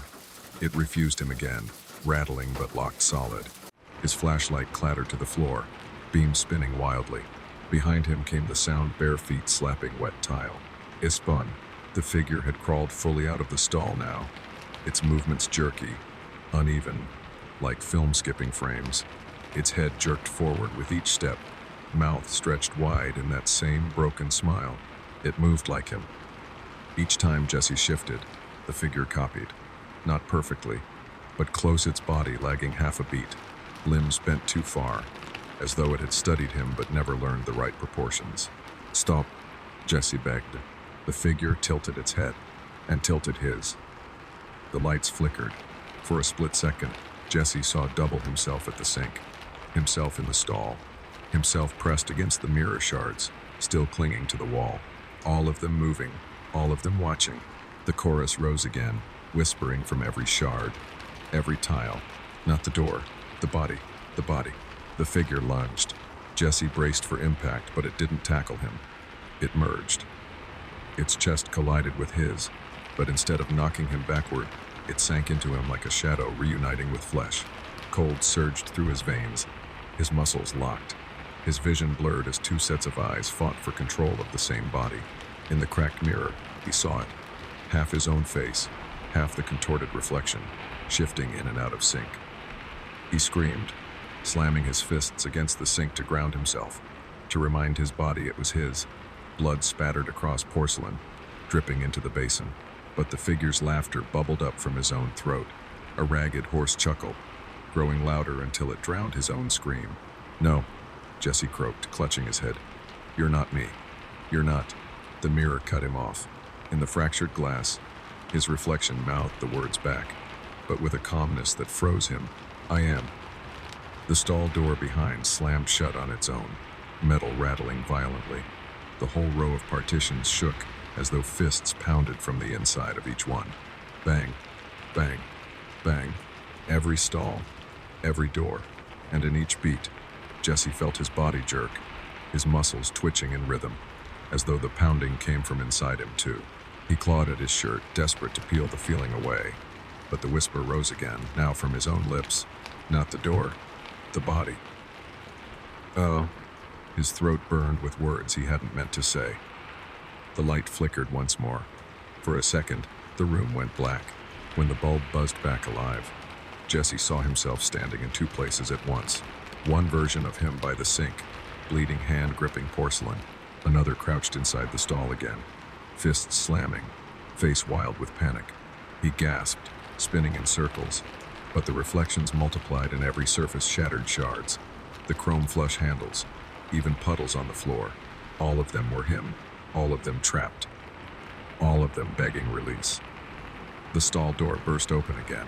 The figure, his double, staggered out once more, face twisting into something beyond recognition. Its skin sagged like wet paper, bones pressing sharp underneath. It lunged forward, hands outstretched. Jesse had no time to run. The figure collided with him again, and this time, it did not pull away. Its body sank into his fully, pressing into every limb, every vein, every thought. He convulsed, collapsing against the stall door, his hands and the figure's hands moving as one. His scream came out doubled, two voice tangled, one disparate, one triumphant. Through blurred eyes, Jesse looked at the mirror. He saw only one reflection now, but it wasn't his. The man in the mirror grinned with teeth too sharp, eyes wide and wet. Behind him, the stall door slammed shut on its own. The whispers died, leaving silence so thick it smothered him. Only his own ragged breathing filled the room. Except, it wasn't his. It was theirs. The silence pressed harder than the screams had. Jesse leaned against the cold stall door, chest heaving, the copper taste of blood thick in his mouth. His knuckles stung where glass had cut him, but the pain felt far away, muffled, like it belonged to someone else's body. And maybe it did, because when he opened his mouth to draw a ragged breath, another voice exhaled with him, hoarse, low, too close. We're almost free. Jesse clutched his head. No, he whispered. You're not me, you're not me. But the words tangled. The voice in his throat split mid-sentence, half his own tone, half the rasp from the stall. You're not me, you're not me. It sounded like two people arguing through one mouth. His vision blurred. The room tilted. The fluorescent light buzzed, its flicker syncing perfectly with the hammering of his heart. Each pulse showed him a different version of the bathroom. One moment, cracked tiles and graffiti. The next, every surface glistening like wet glass, reflections staring back at him from impossible angles. Then blackness, as if the whole building blinked.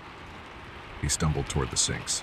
The shards of mirror lay scattered in the basin, bloodied edges gleaming. Each shard showed him differently. In one, his face grinned with hollow eyes. In another, he clawed at his throat until skin tore. In another, he crouched inside the stall again, pounding silently. All of them moved, all at once, and in a whisper that filled the room, they spoke together. Not the door, the body. Jesse slammed his fist into the sink. Porcelain cracked. Blood smeared red down the drain. Get out of me, he roared. The echo answered in perfect unison. Get out of me. The stall doors all rattled at once. Bang, bang, bang. The noise was deafening, synchronized, as if dozens of fists pounded from the inside. Each door shook violently, the metal hinges screeching. Jesse staggered back, eyes wide, and then he saw it through the gaps at the bottoms of the stalls. Feet, pale, bare, dozens of them. Every stall was occupied now. Each pair of feet turned slowly, deliberately, until they all faced the same direction, toward him. Jesse's breath caught. He pressed against the restroom entrance again, clawing at the handle. Still locked, still unmovable. The voice inside him laughed, not in words, but in ragged bursts of breath, bubbling up from his own lungs. Now you understand. The stall doors slammed open in unison, but they didn't reveal bodies. They revealed mirrors.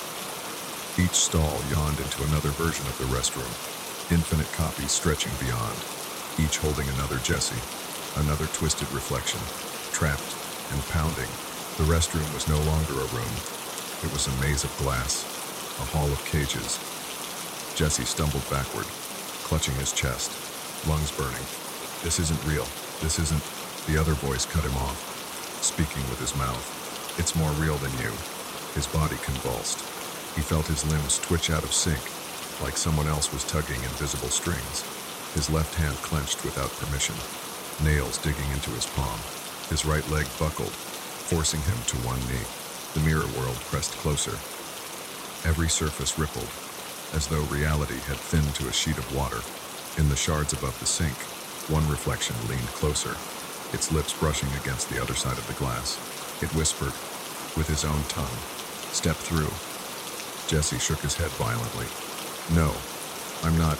But before he could finish, his body moved without him. His hand rose, palm flat, pressing against the largest shard still clinging to the wall. The surface rippled under his touch. Cold seeped into his skin, traveling up his arm, flooding his veins with ice. And in the mirror, his reflection smiled, pressing its own palm back. Together they whispered, "The body is the door." The room shuddered. Fluorescents burst overhead, glass raining down, sparks hissing as they died.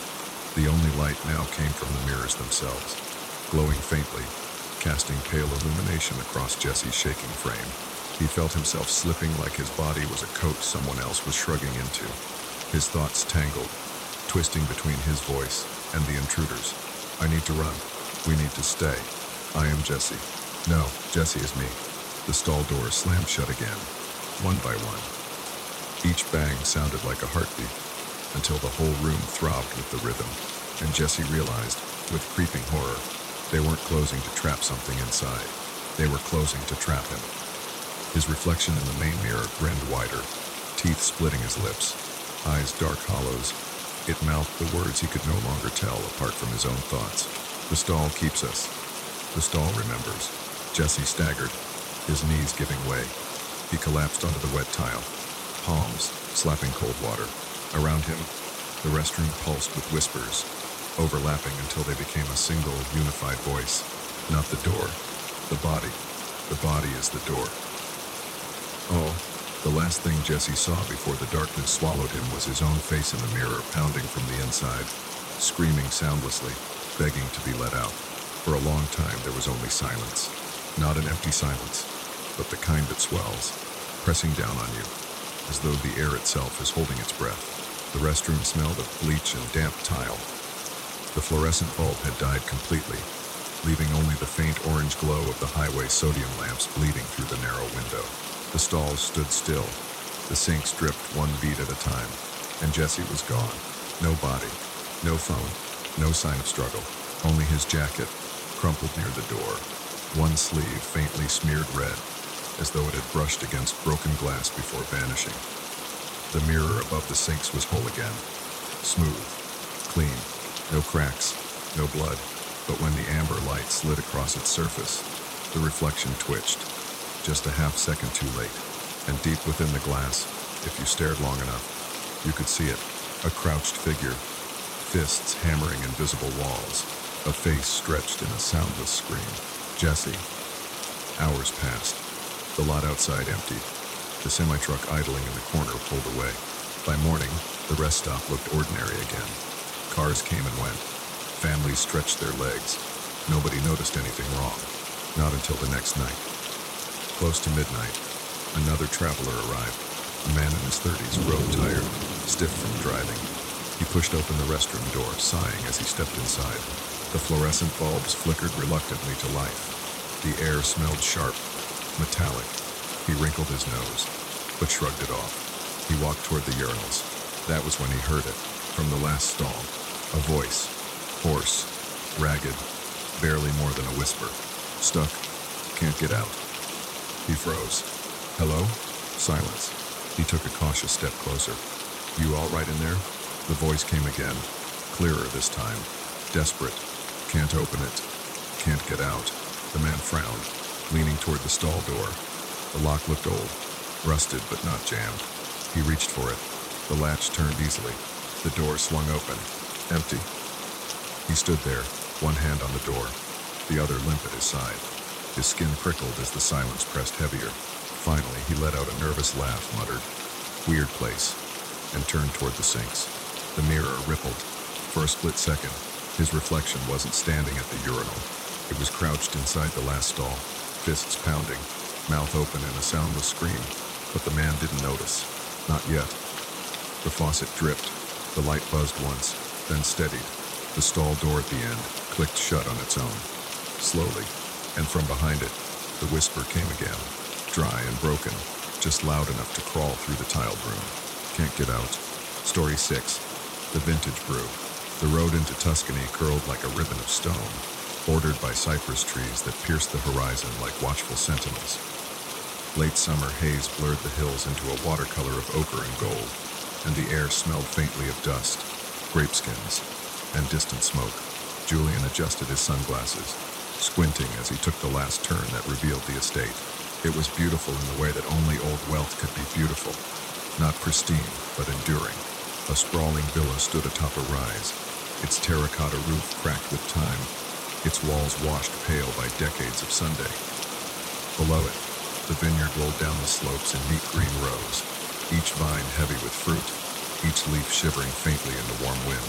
He had been to dozens of wineries before California, Bordeaux, Stellenbosch, but this one had a reputation all its own. It wasn't the land or the grapes or even the craftsmanship that drew whispers among sommeliers. It was the legend, the elixir of the daughter, a wine said to be unlike any other, denser, darker, redder than blood itself, and impossibly rare. Julian parked at the gravel courtyard, dust rising around his rental car. He shut the door, adjusting his blazer, the Italian heat already seeping through the linen. He was greeted by a man in a crisp white shirt and suspenders, who spoke a few hurried words of welcome before ushering him into the villa. The air inside was cool, tinged with the mineral breath of old stone. Faded frescoes clung to the ceilings, angels half lost in flaking plaster. Julian was led to a long dining hall, where a single glass of wine waited for him on the table. Saturday, the wine glowed in the glass thick, viscous, catching the light like syrup. He swirled it gently. The legs clung to the crystal long after the motion stopped. He lifted it to his nose. Metal, not the bright tang of steel, but something darker. Rust, a memory of iron left in the rain. He hesitated, then sipped. The taste was rich, layered, deep with earth and spice. But beneath it all was the unmistakable flavor of blood. Not metaphorical, not poetic. Real. Julian set the glass down slowly, his throat tight. He was here on commission. The family that had recently purchased the estate, a wealthy Anglo-American couple, wanted to revive its prestige. The vineyards were thriving, the villa restored. But what they needed was the secret, the recipe. The elixir of the daughter had not been produced openly for decades.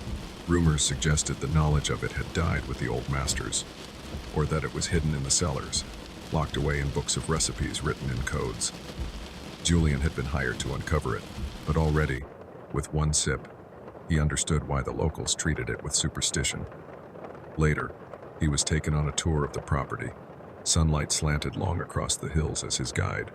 A wiry man named Roberto led him down a stone stairwell into the cellar. The temperature dropped sharply, cool air wrapping his skin. The smell changed too, damp wood, mold, and the faint sharpness of alcohol. Rows of barrels stretched into darkness, their bellies rounded, their surfaces carved with the scars of decades. Julian trailed his hand across one, feeling the smoothness of age-worn oak. These, Roberto explained in halting English, are the original barrels, over 100 years old. Family never changed them. Said, spirit was inside. Spirit? Julian asked. Roberto shrugged, uncomfortable. Not ghost, not exactly. Something kept. The man avoided his eyes and busied himself with unlocking another section of the cellar. Julian lingered, examining the barrels. Most had small taps at the bottom, where wine could be drawn, but a few older, darker. Their hoops rusted black had something else. A second hole, tiny, barely visible, near the base, covered with a wooden plug. Curious, he crouched, brushing away dust. The hole wasn't part of normal cask construction. It had been drilled deliberately, and not for wine to flow out. It looked more like something had been meant to flow in. A chill crept across his shoulders. That evening, Julian retired to a guest room overlooking the vineyard. He sat at the desk, lamp burning low, paging through a bundle of documents provided by the owners. Old recipes, inventories, notes scribbled in faded ink. One page caught his eye. A fragment, written in archaic Italian. He traced the words with his finger, translating slowly. The daughters bring purity. The flesh sings. Only through blood may the harvest quicken. He frowned. The words could be metaphor, poetic allusions to family heritage, sacrifice to the land. Wineries often used such romantic language, but he thought again of the metallic taste, the secret holes in the barrels, and the way the locals looked away when the elixir was mentioned. And for the first time, he wondered if he should have refused this commission. Near midnight, restless, Julian wandered back into the cellar alone. The stone steps echoed underfoot, each creak of his shoes swallowed by the damp. He carried a lantern, its flame trembling against the walls. He followed the row of oldest barrels, fingers brushing the staves, until he reached the farthest corner. There, behind a curtain of cobwebs, he found a narrow door, half hidden in shadow. The wood was old, its iron lock rusted. But when he pushed, it gave with a groan, opening onto a passage he hadn't seen before. The air that drifted out was colder, stale. He stepped inside. The room beyond was large, its ceiling arched with stone ribs blackened by centuries of smoke. Dust coated every surface, and arranged in neat rows along the walls stood dozens of statues. Women, their forms rendered in pale plaster, lifelike in detail. The curve of a cheek, the fold of a dress, the delicate arch of a hand. Julian approached one, lantern held close. The face was young, serene, as if caught in mid-breath. The plaster was cracked along the arm. He reached out, brushing the fissure with his fingertips. The surface crumbled under his touch, and beneath it he saw not plaster, but the pale curve of human skin, shriveled and dry. His stomach lurched. Inside the statue was not stone. It was a body. Julian staggered back, bile rising in his throat. The lantern trembled in his hand, shadows jerking wildly across the room. He looked again, forcing himself. At the base of the neck, half buried in plaster, was a small metal tube. It pierced the skin, vanishing into the artery. A siphon. His knees went weak. He dropped the lantern. It clattered against stone, flame flaring, shadows surging high across the rows of silent figures. Dozens of them, maybe hundreds, not statues, preserved bodies. And then he heard it, a voice behind him, soft, female, threaded with age. "You've gone deeper than most, Mr. Julian." His blood ran cold. He turned slowly. Standing in the doorway was the current owner of the estate, a woman in her 70s, elegant despite the lines of age, her hair silver and tied back, her dress immaculate. In her hand she held a slender steel instrument, long and sharp, glinting in the lantern light. Her eyes shone with a hunger that had nothing to do with wine. She stepped closer, her whisper cutting through the air. "Tell me, do you truly want to taste the flavor of youth, Julian?" Julian froze, every instinct demanding he run. But there was nowhere to go. The old woman blocked the doorway, her shadow stretching long across the rows of plastered corpses. Her eyes glowed faint in the lantern's sway, catching every tremor of his hands. She didn't raise the blade. Not yet. She let it hang loose at her side, gleaming like a thread of silver in the dark. "You tasted it already," she said softly. The metallic note, the richness that lingers long after the swallow. "You know it is no ordinary wine." Julian's throat felt raw. "It isn't wine at all." Her smile widened. "Oh, it is wine. It is harvest. Grapes pressed underfoot, barrels tended with patience. But the land requires something more. Something to awaken it. Something to make it eternal." She stepped closer, her shoes silent on the dusty stones. "It is a covenant, Mr. Julian, between vineyard and blood, between youth and age, between flesh and the earth that feeds us all." Julian stumbled back, nearly knocking into one of the statues. His lantern beam swept across the preserved face of a girl. Her eyes were closed, lips pale, the tube at her throat glinting faintly. "These were people," he whispered. "They were daughters," the woman corrected. "Chosen, offered, given to the soil, so that the harvest would never fail." Her hand brushed the nearest figure tenderly, like a gardener caressing a prized flower. "And in return, their youth remains with us. In the barrels, in the bottle, in the glass you so carelessly sipped." Julian's stomach churned. He pressed a hand to his mouth, bile rising. "You're insane." The blade lifted, catching the light. "No, I am alive. Alive far beyond the span the Lord intended. Would you like to guess my age, Mr. Julian?" He didn't answer. His eyes darted toward the passage, measuring the distance, the angles, the speed he would need to slip past her. She saw the thought flicker across his face. Her smile tightened. "Do not run. It never helps." She raised her free hand, and somewhere behind him, a door groaned shut. The heavy thud of iron locking echoed through the chamber. The walls seemed to draw closer, shadows breathing with the trapped air. Julian's chest tightened. The cellar was a tomb, and he had been sealed inside it. "You are wondering if it will be you," she said, her voice gentle as a lullaby. "If you will join the daughters in plaster and silence, or if you will become something more." Julian's voice cracked. "I didn't come here for this. I was hired. I was just supposed to study the recipe, and so you shall.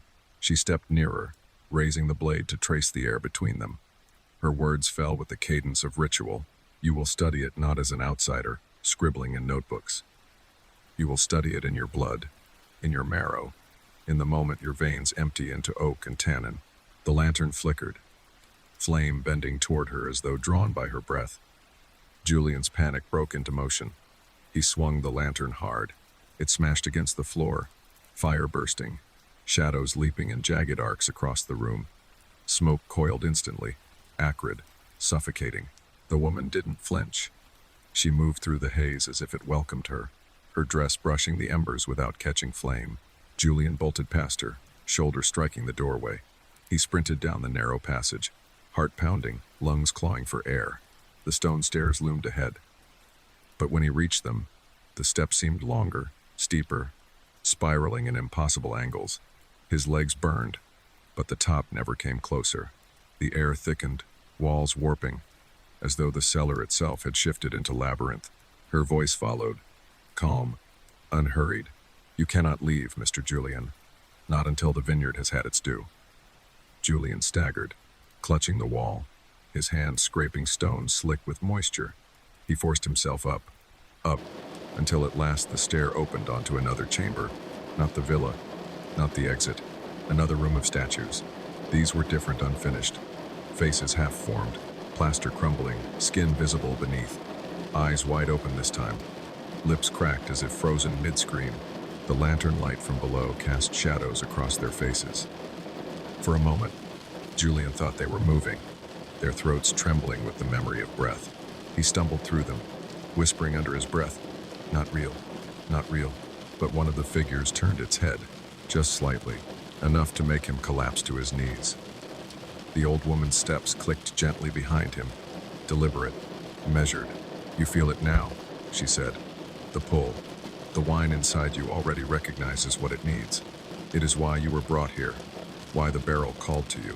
Julian clutched his chest. His heart hammered in double beats, a strange rhythm that felt foreign in his own body. His veins burned, blood hot with something he couldn't name. She lowered the blade until its point kissed his throat. "Most resist," she said softly. "But some surrender, some taste and crave more. Which will you be, Mr. Julian?" Julian's mind raced. He thought of the taste of the elixir, the weight, the metallic sweetness, the impossible density. He remembered the way it had lingered in his throat, the strange satisfaction that had followed. And to his horror, some small part of him wanted it again. He clenched his teeth. "Never." Her eyes narrowed. For the first time, her voice sharpened, breaking its gentle cadence. "Then you will feed us, one way or another." "Oh." The statue seemed to lean closer, plaster cracking, eyes hollow with thirst. Julian screamed, shoving the blade aside, lunging for the far wall where he saw another door. His shoulder struck wood, splintering it open. He tumbled through, and found himself in the heart of the vineyard. Moonlight silvered the rows of vines, each leaf trembling in the night wind. The air smelled sharp with sap, damp soil, and the faint metallic tang he could no longer separate from blood. Julian staggered between the rows, branches clawing at his arms. He could hear her footsteps behind him, impossibly steady, never quickening. "Do not run," her voice carried calm as ever. "The vines will hold you. They know you now."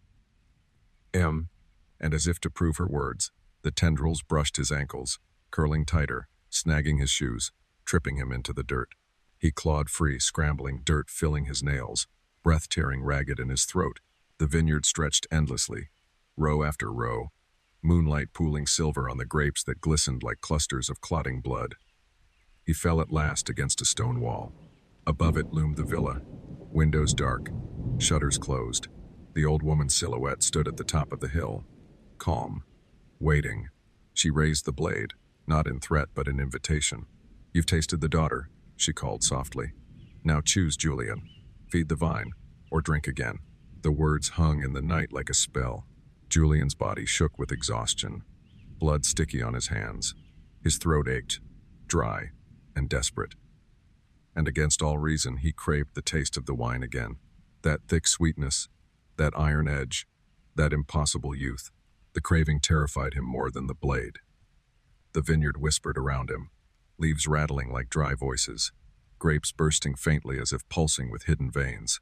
The whispers pressed closer, louder, until they formed words. Drink, drink, drink. Julian clutched his head, eyes squeezed shut, the night spinning around him. And when he opened them again, the woman was gone. Only the rows of vines remained.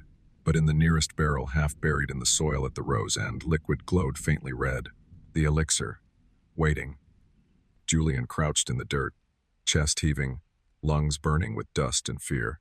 The moon hovered low and swollen, painting the vineyard in silver and shadow. At the end of the row, half sunken into the soil, sat a barrel. Its oak was black with age, its hoops rusted red, but from a crack along its belly, liquid seeped. It glowed, not with the glimmer of moonlight, but from within an ember-red luminescence, pulsing faintly, as if the barrel itself had a heartbeat.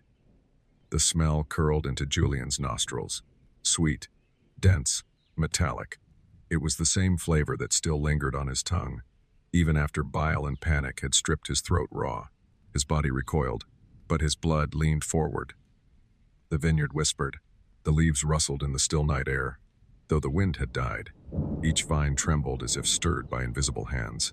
Grapes glistened, wet and swollen, catching stray droplets of the red liquid as it seeped into the soil. He pressed his palms to the earth. It felt damp, not with dew, but with something thicker, sticky. The vines responded. Tendrils coiled against his wrists, curling with deliberate pressure, neither hostile nor gentle, simply insistent. They pulsed faintly, as if veins ran beneath their bark. Julian yanked free, stumbling backward. The soil clung to his palms like coagulated syrup, and still the whispers pressed closer, clearer. Drink, drink, drink. He shook his head violently. No, it's poison. It's... But the word withered in his mouth, because his tongue remembered. That taste, that forbidden sweetness, the impossible density of the elixir. It had been wrong, unnatural, profane, and yet it had been perfect. His chest ached. His blood felt hot, eager, like it wanted him to move closer to the barrel. He staggered forward despite himself, steps dragging, every nerve in rebellion, every vein in surrender. The barrel's glow spread faintly onto the vines around it, bathing them in a scarlet wash. Julian saw the grapes differently now. They weren't clusters of fruit. They were eyes. Each round globe swelled and shifted, pupils dilating, scleras clouded red. They blinked wetly, staring as he approached. The vineyard was alive, watching, waiting. He pressed his hand against the barrel, oak damp under his palm. The glow seeped into his skin, and for a moment, he wasn't in the vineyard anymore. He was standing in a feast hall. Candles burned low, casting golden halos across a long table set for dozens. Crystal glasses filled with deep red liquid shimmered in the glow. At the head of the table sat the old woman, but not as he had seen her before. Her skin was smooth, radiant, her hair dark as polished chestnut, her eyes bright with youth. She raised her glass to him, smiling with crimson-stained lips. Around her sat others, dozens of them. Some young, some old, some caught halfway between. Their eyes shone with the same red gleam. They lifted their glasses in unison. To the daughter, they intoned, Julian's niece buckle. He blinked, and he was back at the vineyard, his hand still on the barrel. The barrel throbbed under his palm. The whispers surged louder. Open it, toss it, become a... Julian yanked his hand back. No. His voice cracked, trembling in the open night. From the hilltop, the villa loomed silent, its windows black, shutters tight. The old woman was gone from sight, but her presence still coiled through the vines, through the earth, through the pounding in his chest. You will drink. Her voice drifted on the air, calm, unhurried, because you already belong to it. The ground shifted. Julian staggered as the vineyard groaned, vines twisting like snakes, roots bulging from the soil. The rows no longer led straight.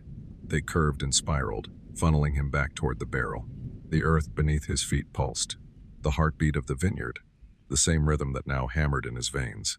He tried to run, but every step brought him closer. The barrel's glow swelled brighter, spilling scarlet across the vines.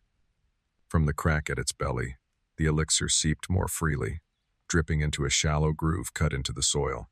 The liquid pooled, winding down the rows like a vein feeding the vineyard itself. Julian fell to his knees at the barrel's base. His body shook with exhaustion, hunger, dread, and yet his lips burned with thirst. The barrel groaned, wood swelling, hoops creaking. A seam split wider, and the elixir flowed in a steady stream, splashing into the dirt. Julian reached out without meaning to, cupping his palm beneath it. The liquid glowed against his skin, warm, heavy. It smelled of ripe fruit, of oak, of iron, and beneath it all, youth. Not a scent he could describe, but a feeling. His bones ached less, his lungs filled easier. The years of fatigue and worry that had bent his posture seemed to lift in that single drop. He raised it to his lips and froze. The vineyard held its breath. Every vine stopped moving. Every grape eye stared unblinking. Waiting, he hovered at the edge of surrender, his palm trembling, the elixir quivering against his skin. Then, from the soil beside him, a hand burst upward, pale, skeletal, female. It seized his wrist, pulling it toward his mouth. Julian screamed, twisting, struggling, but the grip was iron. More hands erupted around him, thin, bloodless, clutching his arms, his shoulders, his throat. Each one dragging him closer to the barrel. From beneath the earth, faces pressed upward through the soil, lips mouthing silently, eyes wide with hunger. Julian thrashed. His palm slipped, the elixir spilling into the dirt. The vineyard wailed a low, rustling moan that shook the leaves. The hands grew more violent, clawing at him, pulling him flat against the earth. Dirt filled his mouth, his eyes, his ears, and through the soil he heard the old woman's voice again, calm, patient, inevitable. You can resist, Julian, but it makes no difference. The vineyard always drinks. And the barrel split wider, liquid spilling in streams now, soaking the